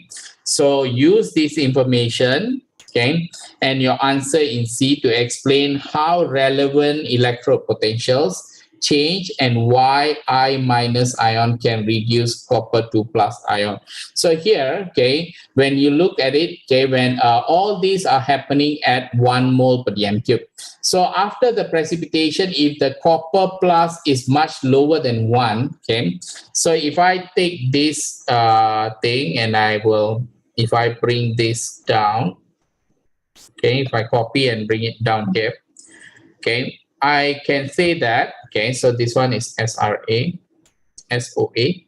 Now, I can say that, okay, if this one, okay, copper plus is going to be lower than 1 mole, okay, so if it is lower than 1 mole, what will happen, okay, you just use the LCP principle, Le Chatelier's principle, okay, where, okay, the position of the equilibrium is going to be shifted to the right. Okay, when that happens, okay, this number is no longer going to be 0.15. Okay, it's going to be greater than 0.15. So if they are telling, okay, if greater than 1.5, okay, then we need to tell why it can reduce copper 2 plus. Okay, so if it can reduce copper 2 plus, it means that, okay, it means that this value, okay, has exceeded 0.54. Okay, it means this value may be 0.6, for example. Okay, it became 0.6. What will happen now? Okay, maybe copper 2 plus electron to give you copper plus, maybe 0.6 now. And then I2 plus 2 electron, 2I minus 0.54. Okay, and we can actually just use, okay, when I arrange this, so this is SOA, this is going to be SRA, strong reducing agent. So I know that I minus is a stronger reducing agent compared to Cu plus. So of course they can reduce the copper 2 plus now. Yeah. So this is going to be how you apply. So the answer over here, okay, you explain how relevant the electrode potential. So you just say the E value, okay, will change from 0.15 to, okay, bigger, okay, than 0.54. Okay, once it becomes bigger, okay, then I minus is a stronger reducing agent. Okay, reducing agent. Then I minus, so it reduces I2. Okay, so it reduces. Sorry, it will reduce Cu2 plus. Cu2 plus to become Cu. Okay, so you refer to here. So you explain based on that. Yeah. So next, okay. So all the reactions the same if copper is copper instead. Yeah. This one, okay, Donna, I think please refer to the marking key. Okay, that not marking key, the submission. Yeah, you can check in the Google Drive. Last time you submitted worksheet for me on the reactions involving transition elements. Okay, remember the chemistry assignment. Yeah, so refer that. Okay, so it's not the same. Yeah. So next, okay, is going to be question number 7. Yeah. So now, okay, 1 hour 30 minutes. Okay. So now, okay, let's continue. Question number 7. The structure of phenyl ethanoic acid. Okay, they have given the structure phenyl ethanoic acid. This one is shown. Okay, give the number of different peaks in carbon 13. So now we are going to talk about carbon 13 NMR. So how many number of peaks? Yeah, so I have done is 6. So I'll show you why it's 6. So this is going to be one environment. Okay, so 1. Okay, so number 1. This is going to be another environment which is attached to 2 hydrogen, and left is this COOH, and right is left is going to be the phenyl group. Okay, and so on. So you have 2.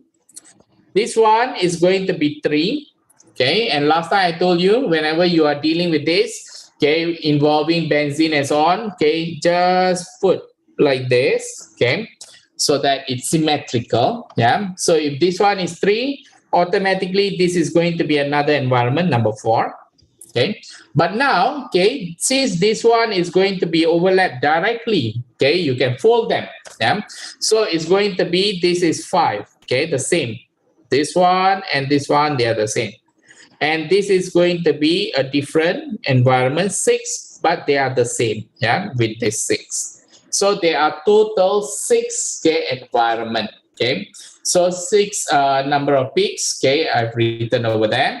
And then they say phenyl ethanoic acid. So this is the one in the diagram is phenyl ethanoic acid. Ethanol and phenol can all behave as acid. So now we compare and explain the relative acidity of these 3 compounds. So you should know, yeah, the one that is going to be most acidic, okay, normally in your syllabus, we learn carboxylic acid. So this one, okay, the phenyl ethanoic acid is going to be similar to carboxylic acid. So they are, okay, they are going to be a stronger acid. Why? Because the presence of the O, yeah, so the bond, okay, this O, okay, they are going to withdraw the electron, okay, and then they are going to have this negative inductive effect where, okay, the bond, okay, they are going to form a stable ion, okay, an ion over there. So the bond between O and H is weaker, so H plus is easily given out. Okay, so in this case, okay, the most acidic is going to be phenyl ethanoic acid, okay, phenyl ethanoic acid, followed by, okay, you compare, okay, phenol, okay, and ethanol. Okay, please always remember, phenol is always a greater acid, okay, than ethanol. Okay, why? Ethanol, okay, C2H5OH, okay, you have electron donating group. Okay, if you have electron donating group, okay, they are going to donate the electron. Okay, so when they donate the electron, they are going to reduce, okay, the negative ion over here. Okay, when they reduce the negative ion over there, what will happen? The ethanoic ion, okay, so you have this and this. If this is going to be reduced, the negative charge is going to be, it will give the electron. So the electron is going to be more negative, Okay, so when you have more negative, okay, this and this, they can join. Yeah, they can join, and they have tendency to go and form the C2H5OH. So in that sense, okay, the H plus is not being formed. Yeah, so for phenol, okay, for phenol, it's going to be the benzene ring. So you have OH, okay. The lone pair of electrons, okay, for the OH, they go and overlap slightly with the benzene ring, so they become delocalized. So in that sense, they have tendency to form phenoxide ion, which is going to be stable, yeah, and they will give you a lot of H plus. So that's the reason, yeah, why, okay, phenol is more acidic. So if they ask you to compare and explain, yeah, when you explain, okay, you need to explain like what I explained just now, okay, the C double bond O H, okay, so the electron, okay, O is electronegative, is a negative inductive effect. They are going to take the electron, okay, and form, okay, the delocalization, okay, along the oxygen, carbon, and O. So that is going to weaken the bond between O and H. Okay, so that is the first explanation. So the H plus is going to be able to be given easily. The phenol, okay, I have explained just now, okay, you just need to explain that, okay, the lone pair of electron, okay, they become delocalized, okay, into the benzene ring by overlapping with the pi bonding system. So they are going to form a stable ion, okay, phenoxide ion, and the H plus, they give you more H plus. For ethanol, okay, when you have, okay, electron donating group, okay, attached to the ethanol, so the C2H5O minus, which is the ethoxide ion, okay, the negative charge is going to be more. So if the negative charge is more, the H plus and the negative charge, they are going to actually join together, okay, to form more C2H5OH. The position is shifted to the left, okay. So it means that the H plus is less formed. Okay, so if it is less formed, okay, therefore you don't have a lot of acidic condition. So that is going to be what you need to explain to in order to get the 4 marks. Yeah. So C, okay, phenyl ethanoic acid can be synthesized, okay, using benzene as a starting material. Okay, in the first stage of this synthesis, okay, benzene, they react with chloromethane in the presence of AlCl3 catalyst to form methylbenzene. So they say that, okay, it forms 2 ions, okay, and one of these is going to be a carbocation. So write an equation for the reaction between chloromethane and AlCl3. So you just need to write AlCl3, okay, you react with CH3Cl, you are going to get AlCl4 minus plus CH3 plus. Okay, this is going to be, you are creating, because this one, okay, is going to be electrophilic substitution reaction. So it means that you are going to create electrophile. Okay, so the electrophile, this is the electrophile. Okay, so CH3 is going to be the electrophile. So this electrophile, they are going to be attracted to the rich electron density, the in the pi bond. Yeah. So the one that if you have the circle over there, okay, the benzene ring, yeah, the benzene ring is going to be rich in electron. So the electron, so when you show the curly arrow diagram, yeah, the curly arrow diagram is going to show the movement of electrons. So you need to show, okay, that the electron, since the product is over here, so I am going to show from here, it's going to go there. Okay, so it must be curly. So I'll try to draw like this. Yeah, curly, it goes there. Okay, so what will happen? Okay, the intermediate that we are going to have, okay, when the electron goes there, okay, what happens is going to be, you are going to have, okay, the circle is going to be broken. So you have something like this. This is positive. So you are going to have, okay, one H over there, another one is CH3. So this is intermediate, okay, and it's not stable. So it will become stable, okay, when you bring the electron from here, it will come over here. okay, the 2 electrons will start to come in. Okay, when they come in, then they form bonds. Okay, so the H plus is given out. Okay, so if you want, you can just write down over there the H plus is given out. Okay, so this is going to be the intermediate and so on. So you need to write down like that. Yeah. Now, so a 3-step synthesis, okay, of phenyl ethanoic acid from methyl benzene is shown. So now, okay, this one is going to be, you have the methyl benzene. So of course, this one is CH3. Okay, so if I have methyl benzene, okay, and I'm going to, you see the carbon, this is carbon. So it means that one of the H, okay, so if you have CH3, it means one of the H is going to be replaced by Br. So the only way where you have the H being substituted by Br, okay, that step number 1 is going to be, you need to use the UV light.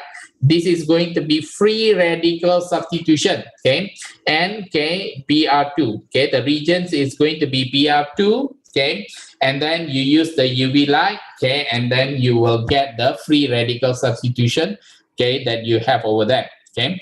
Then, okay, we need to use form a compound Q, okay, but before I look at compound Q, I just have to look over here, C, and then this C, and then this carbon is here, but suddenly I have another C, okay. So if you have additional carbon, okay, in your organic compound synthesis, okay, you must add carbon in form of what? There is only one way to get that, which is going to be, you need to react with KCN. Okay, this KCN must be ethanolic and it must be heated. So that's why, okay, step number 2, you must react with KCN, ethanolic, okay, and then you must provide heat. Okay, what will happen if you want to suggest the compound Q? Okay, so if I delete this, okay, if I want to suggest, okay, this compound will look like this. Okay, so I'll draw, okay, this one, okay, so you have C, another C, okay, and then I have another CN over there, okay. So this is going to be one carbon, another carbon, okay. So let me draw properly. Okay. So you have CN over there. So this is a nitrile, okay, nitrile. Step number 3, okay, how do you change nitrile, okay, to carboxylic acid? So in this case, you need to use dilute, yeah, dilute ACl, okay, and you need to heat them, okay. You can actually change, okay, the nitrile, okay, into carboxylic acid. So, okay, dilute ACl and then you heat, okay, so you will get that compound. Okay, so this is very, very important. Okay, now draw the structure of organic byproduct, okay, that forms in step number 1. Okay, step number 1, okay, you see is going to be still free radical substitution. Okay, if you say organic byproduct, it means that, okay, do remember free radical substitution, they can continue to react. So most probably they say one byproduct. So let's actually draw one byproduct. Maybe, okay, I will draw, okay, a benzene structure. Okay, then I put Br, okay, one Br over there. Okay, then this Br and this Br. So it means I can substitute all, okay, with Br until everything is completed, right, to change. So this one can be one Br, one organic byproduct. Okay, you can actually draw another with 2 Br also. Okay, so depends on you, but I will leave it like this. Okay, this is going to be one organic byproduct. Okay, now next, okay, number 8, phenylamine. Okay, is and then ethylamine can be distinguished, okay, by adding aqueous bromine. Yeah, so if you use phenylamine and ethylamine, okay, this is amine. Okay, phenylamine is special, okay, because phenylamine is the one that will react with aqueous bromine. Amine, they do not react with aqueous bromine. So state what is seen when aqueous bromine is added to phenylamine. Okay, 2 observations can be seen. Okay, the bromine water is brown. Okay, so the brown water is going to become colorless. Okay, so that is one. And then, okay, they are going to form phenylamine. Okay, if you have phenylamine, they are going to form this and H2, they will react and give you Br over here, Br over here, and Br over here. This is a white solid. Okay, so white solid is formed. Okay, white solid is formed. Suggest, okay, what is seen when aqueous bromine is added to ethyl amine. Ethyl amine, so the brown water remains. Okay, the brown solution remains or no change. Okay, remains or no change. And then draw the structure of organic product formed when excess aqueous bromine is added to phenylamine. So I told you phenylamine is going to be 2,4,6 directing. Yeah. So if you are using excess, so all the 2,4,6 is going to be used up. So I will just bring it over here. So this is what that is going to be formed. So name the product that you have drawn over here. So this is 2,4,6, 2,4,6. Okay, tribromo, okay, phenylamine. Okay, and that is going to be the answer, yeah, the product. So let's move on. Question number 9, okay. Compound T is made of 3-stage synthesis, okay. In stage number 1, phenyl ethanoic acid, okay, reacts with a suitable region to form compound R. So if I look at this, okay, it's going to be carboxylic acid, then you have the acyl chloride. How do you change carboxylic acid to acyl chloride? Okay, you can actually react with PCl5, PCl3, SOCl2, up to you. Okay, so maybe I will react with PCl5. Okay, and then the condition they didn't ask, but do remember, if you are using PCl5, then you need to use room temperature. If you are using PCl3, then you use heat. If you use SOCl2, then it's room temperature. Yeah, but two types of gas will be released, HCl and SO2. Okay, normally we don't like to use this because both of these gas are poisonous. But the good thing about this is going to be you do not need, both of them are gas. So the product, okay, you do not need to purify the product. It's already there. Yeah, you don't need to separate and so on. So it's already there. So it's good. Okay, but PCl5 is more popular, yeah, because okay, it happens at room temperature, okay, and also gives you HCl. Okay, so this is more common, yeah, PCl5 is more common, okay, and because they give you less poisonous gases, yeah, so PCl5 is like that. Now, in stage 2, yeah, compound R reacts with ethyl amine to form compound S, okay, so this one, acyl chloride with amine, they give you this compound. Now, name the functional group formed in stage 2. Yeah, the functional group, you see this group. Okay, this is going to be amide group. Okay, this is amide group. Okay, and identify the other product formed in stage 2. So you see NH2. So if I have NH2, what happens? Okay, C2H5. So this H will join with the Cl. So we are talking about the HCl. So identify, don't just write HCl. Identify means you need to give name, hydrogen chloride gas.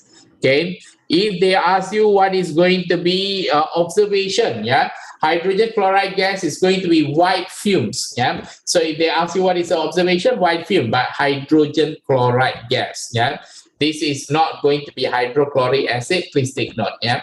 Now, the next, okay, is going to be in stage 3. Compound S reacts with a suitable region to form compound T. Yeah. So what is the difference over here is you have the amide.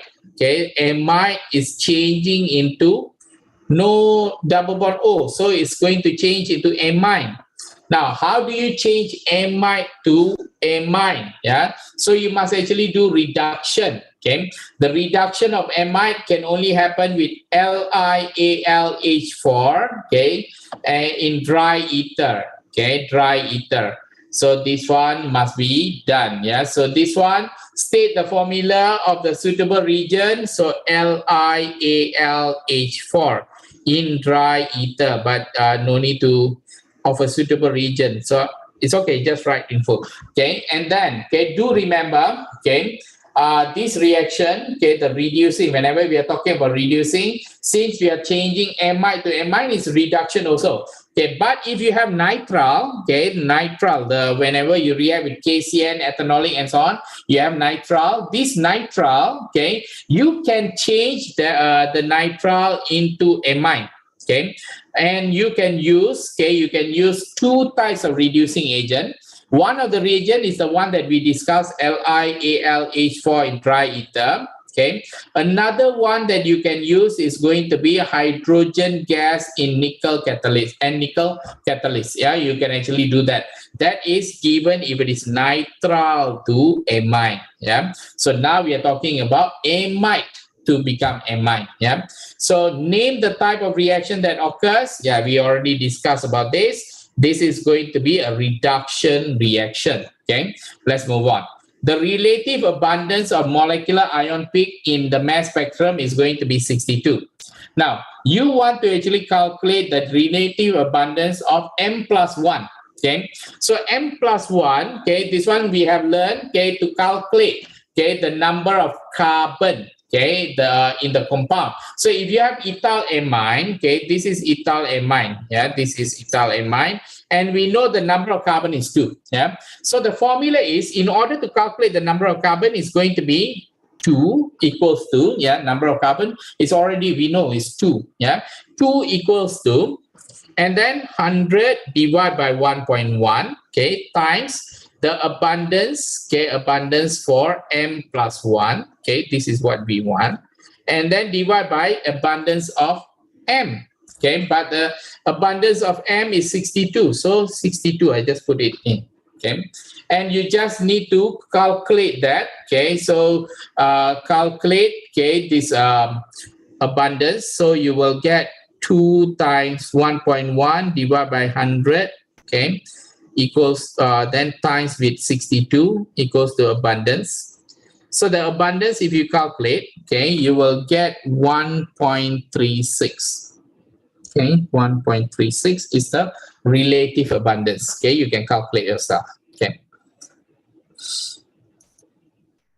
Now, the mass spectrum of compound T contains several fragments, okay, and then the M over E values of two of those fragments is 29 and 91. Do remember, this is still, okay, the old syllabus, okay, where they are still testing you more on the mass spectrometer, yeah. But I told you, okay, the mass spectrometer is already in AS now. Yeah, I doubt that they will ask you this many, but it's no problem because I think 1 and 2 is still 3 marks. They can still ask like that, so still no problem. Now, if you have the fragment 29 and 91, okay, I have taken the T from here. I have copied and put it over here. So if you want the M over E 29 and 91, okay, the best way to look at it is going to be, you just need to put the CH3, okay, you put like this, okay, and then we calculate one by one. Like for example, okay, if I have CH3, then 12 plus 3, so 15. Okay, CH2 is going to be 12 plus 2 is going to be 14. NH, 7 plus 1, so it's 8. Okay, then you have CH2, okay, and then CH2, okay, CH2 is 14, 14, so that is going to be 28, okay. So this one, okay, for this one is going to be C6, okay, H5, okay, C6H5. So C6H5 is going to be 12 times 6 plus 5, so that's going to be 72 plus 5, that's going to be 77, okay. So if they want 29, so see which combination gives you 29. And I can see 14 plus 15 is 29, okay. So I know it's going to be CH2, CH3, and then put plus, okay. That is going to be the structure of the ion. If I have 91, okay, 91, most likely the bigger number, so 77. 77, I try first, okay, there's 14 and 14, so let's 14 first, okay. So 1, okay, then I have 8 and 9, 91. So it means that the 14 up to here, okay. So it means I'm talking about, okay, C6H5, okay. Then there is CH2. Then plus, okay, so 14.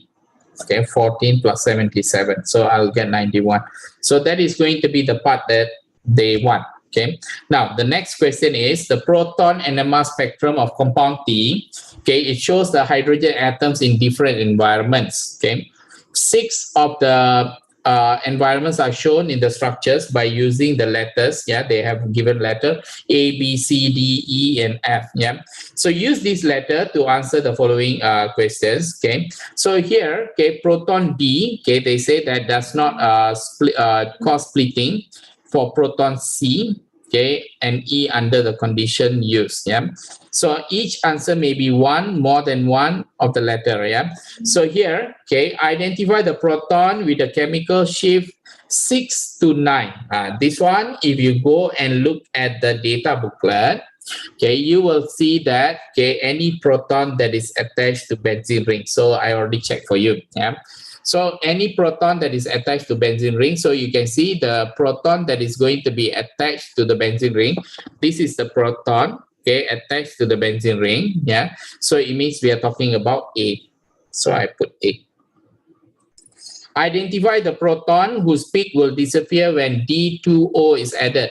Okay, the rapid exchange, okay, will happen whenever you have the proton attached to nitrogen or the proton attached to O. Yeah, so the one that will disappear is going to be for D. Yeah, so D and H. Okay, next, identify the proton whose peak is going to be triplet. Okay, triplet means, okay, the neighbor must have 2 hydrogen. So if I look at F, okay, the neighbor has 2 hydrogen. Okay, so E possible. Okay, let me erase everything. E is possible. Okay, if I look at D, okay, the neighbor, okay, in this case, there's no splitting, yeah, so no need to worry about D. Okay, let's actually talk about F. Yeah, for F, okay, the neighbor has 2 also. Okay, so neighbor have 2, so E for F, yes. For E, they are going to be 3 hydrogen. Okay, therefore 4. So not E. Okay, cannot be E. Sorry. So it's supposed to be for F. Okay, for F, 2 hydrogen here. Okay, 3 triplet. So this one, okay, has 2. Okay, this one, if I compare, okay, it has 2, so it will have triplet. Okay, for B, it has 2. Okay, therefore this one also triplet. Okay, if you look at the A, okay, A is going to be 1 only here, so double only. So therefore, okay, you have B, C, and F. Okay, so you can have 3 B, C, F. Identify, okay, the proton, okay, or the protons with the lowest chemical shift. Okay, if you look at the data booklet, the lowest chemical shift is the one that is alkane. Okay, so the one that is alkane that is attached to carbon only, yeah, nothing to benzene or nitrogen and so on. So the one that will be the lowest, okay, the simple one is going to be the F. Okay, the F is going to be attached to another carbon over there, so the hydrogen is attached to carbon only, so this is going to be the lowest. Okay, so it's going to be F. Okay, now next, number 10. So valine, okay, if you look at your data booklet, okay, the R group for valine is going to be this, so I'll keep it over here. And then lysine, okay, the R group for lysine is this. So they say that, okay, they are both amino acid. The structure of this amino acid can be found in the data booklet. So the isoelectric point of amino acid is a pH, okay, where they exist as zwitterion, yeah, zwitterion, yeah. The isoelectric point of valine is going to be 6, okay, and then the isoelectric point of lysine is 9.7. So at this point, they are going to exist as zwitterion. So draw the structure of valine, okay, at 6. So it means the one where they are going to exist as zwitterion. So valine, carbon, okay, they must have COOH, okay, they must have NH2, they must have hydrogen, but the R, okay, we know the R is going to be given CH, okay, CH, and then they have CH3, CH3, okay, so we can draw that, okay, so this one, I bring it here. Okay, so I have this as my valine over here. So here, okay, do remember this is not 100% correct because you need to mention about being zeta ion. So this one minus, okay, and this is going to be the 3, and then you will have plus. Okay, this is going to be the structure of valine at pH 6. So let's actually look at a solution of lysine. Yeah, the solution of lysine is produced with pH 9.7. Yeah, so it's still isoelectric point. Okay, so the dilute sulfuric acid is added slowly. Okay, until the pH is going to be 1. So from 9.7, okay, which is going to be having the zeta ion, they are going to be added until, okay, they are going to be pH 1, until they become acidic. Yeah. The sulfuric acid reacts with lysine to produce different organic ions that are not present in significant concentration at pH 9.7. So at pH 9.7, there's something, but now, okay, they are going to have different. Draw the structures of 3 organic ions, okay, so they want ions, okay, that form during the addition of sulfuric acid in the boxes. Okay, draw the organic ion present at pH 1 in box C. Okay, so it means if it is lysine, okay, just lysine alone, lysine is going to be all these here. So you know that, okay, if you have this base, okay, it's a zeta ion at 9.7. Okay, the zeta ion, okay, is going to be, you are going to have a basic amino acid. So they are going to react, okay, react with acid. So at pH 1, okay, what do you expect? Okay, the pH 1, okay, you are going to have, okay, this part, the R part is also reacting. Okay, so what will happen over here is, okay, we know that, okay, I put over there, if the compound, okay, they have the COOH group, okay, they have the COO minus, okay, earlier, okay, and then they have NH3 plus the zeta ion, yeah, so at 9.7. And then this part, the NH2, okay, they are going to exist over there, NH2. So when you react, okay, when you react, so what happens over here is, okay, because pH 1, okay, the H plus, okay, they are going to react, okay, they are going to come and join with the COO minus to give you COOH, okay. So NH3 plus, they will stay, yeah. But do remember, okay, the NH2, okay, is going to be basic, okay. So basic will also react with the H plus, okay. So when they react with the H plus, they are going to get NH3 plus. So what will happen, okay, if I draw, okay, let me draw like this, okay. So C, okay, you have H, and then the R group is going to be CH2, okay. So maybe I'll just put CH2. How many? 1, 2, 3, 4. 4, and then NH2. So you have COO minus, and then you have NH3 plus. Okay, this is going to be, if it is exactly as a zeta ion. Yeah, so I'll just put it here, exactly zeta ion, and I can copy this. I'll copy to all first. Okay, now what happens over here if you have pH 1? Okay, if you have pH 1, so you are going to have, okay, this COO minus, okay, the H plus, they will come over here. So I will erase this part. Okay, so you are going to get COOH. Okay, this one, okay, still stay. And then this is basic. Okay, so H plus, when H plus comes, yeah, they are going to receive, yeah, receive the H plus, okay, and they are going to give you NH3 plus. So you have this compound, okay, for pH 1. Now let's actually look at the other two.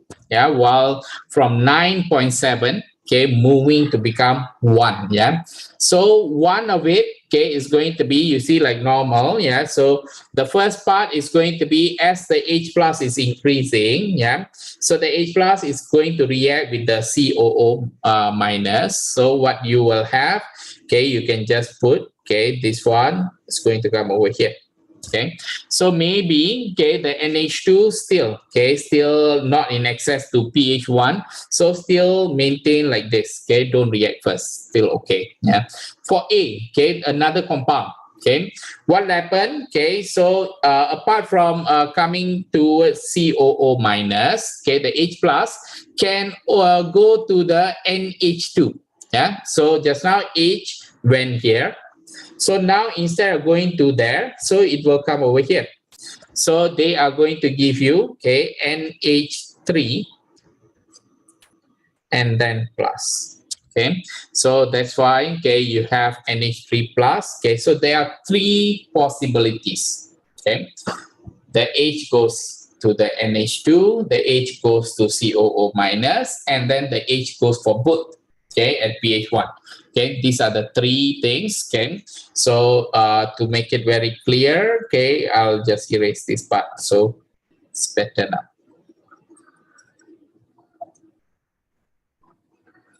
Okay, draw the structure of dipeptide, valine, and lysine. Yeah, so valine and lysine. Okay, just now. Okay, I think let's actually take this. Copy, paste. Okay, this is lysine. Okay, lysine, but I need to edit a bit. Okay, so this one is NH2. So NH2, COOH, and H2. Okay, now, so this one is going to react. Okay, it's going to react with valine. Okay, valine is this one. Okay, so I just copy it here. Okay. So I edit a bit. Okay, so this one COOH and H2, and then this one CH3. So maybe I'll just put CH3, CH3. Okay. Now, so they want a dipeptide. Okay, a dipeptide. The peptide bond should be fully shown. Okay, think if you want to do that, okay, easier if you do like this, COOOH. Okay, and then this one, okay, you put the hydrogen like this. Okay, easier to show. So now, okay, the OH from here and the hydrogen over here. So you take out, so you will have NH2, CH, CH3, CH3, H, and then C double bond O, N, H down, C, H, CH2, 4, NH2, and then COOH. Okay, so this is a dipeptide. Okay, and they ask you, okay, it should be fully displayed. Okay, if you want, okay, if you want, you can indicate. Okay, this is the peptide linkage or peptide bond. Okay, done. Okay, now, yeah, that's it. Okay, that's it. Okay, so all done. Okay, done in 2 hours 10 minutes. Okay, so any comments? Okay, so you have comments, you type the comments over there. If you have any questions, so I'll just wait for you guys to ask questions. So who are the 6 people still here? Okay.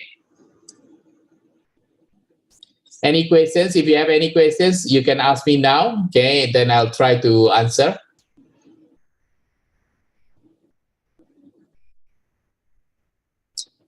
Okay, if there is no question, if you have done, okay, it's good. Okay, we have done.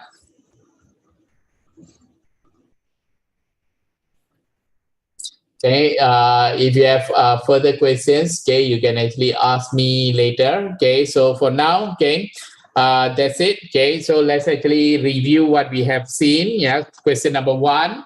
Okay, they talk about electrochemistry, yeah, quantity of charge, and so on. Okay, and after that, okay, gives free energy. Okay, number 2, okay, pKa, and so on, buffer solution. Okay, and then number 3, okay, electron affinity. I think this is a very interesting question, yeah, when it comes to Born-Haber cycle. And we saw question number 4. Okay, I think they talk about the solubility. I think very interesting because they try to relate to the lattice energy and so on. Okay, and let's see. Okay, could you go through 7? Yeah, part D. Okay, let's see. 7 part D. 7 part D. This one? Why so difficult? 7 part D. I'll just go through again. Yeah. So 7. Let me see. I'm in the right question. 7 part D. Yeah. For 7 part D, you see it's a 3-step synthesis of phenyl ethanoic acid. Yeah. So if you want to change, okay, the methyl benzene, okay, into something that has bromine over there, there's only one way. Yeah. You must actually, you want to have bromine over there, you must actually use the free radical substitution. Yeah. So you must use the UV light and bromine. Yeah. So after that, okay, I think the confusion might come, okay, because how come, okay, how do you get compound Q? Yeah, because you need to look at this compound. So if you look at this is one carbon, another carbon. Yeah, so one carbon, another carbon. So you have 2 carbons side by side over there. Yeah, so of course we are not considering all these carbon now. So you can see the number of carbon. Suddenly, okay, the number of carbon is going to be increased over here. There is 1 extra carbon over there. The moment there is 1 extra carbon, yeah, you need to change or get that extra carbon by reacting them with KCN. That's why I react with KCN. You must react with KCN and ethanolic, and then it must be heated. Okay, once you do that, okay, what will happen? The C and C, then you have additional carbon over there. So nitrile group is formed. Okay, so this nitrile group, okay, that's compound Q.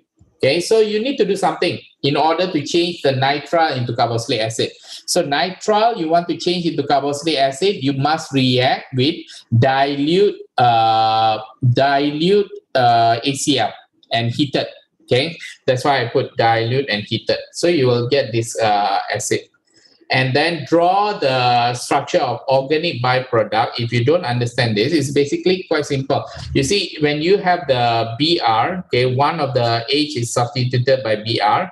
It means that there are, if you have more substitution, yeah, so the remaining H will be substituted, the Br and Br. So I just selected one with the 3 Br substituted. Okay, so that is what I put over there, the 3 Br substituted. Is that okay, Ashley? And then Fredo, is for the colored compounds, do we have to write about the orbitals? The answer is yes, Fredo. But okay, make sure when you're writing about color compounds, make sure, I think generally all color compounds, okay, in our syllabus is going to be based on, you're talking about, make sure when you're writing about orbitals, you must talk about transition metals. Okay, so don't go and actually talk about d orbitals. Okay, when you're talking about iodine, why iodine is actually purple in color, don't do that. Okay, you if you're talking about d orbitals, okay, then you need to talk about, okay, you need make sure that you're talking about transition metals. Yeah, copper, cobalt, or something like this. Yeah, so do we have to write about the orbitals? Yeah, Fredo, the answer is yes.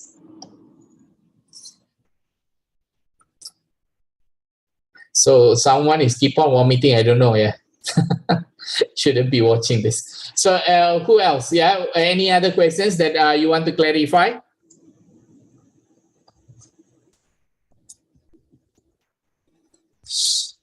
Okay, Ashley.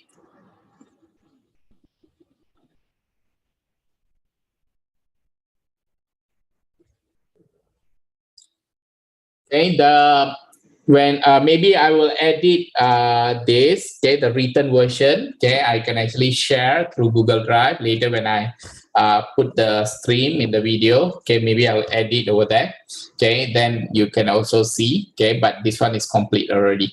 Okay, that's all from me today. Okay, have a rest. Okay, see you. Bye. Take care.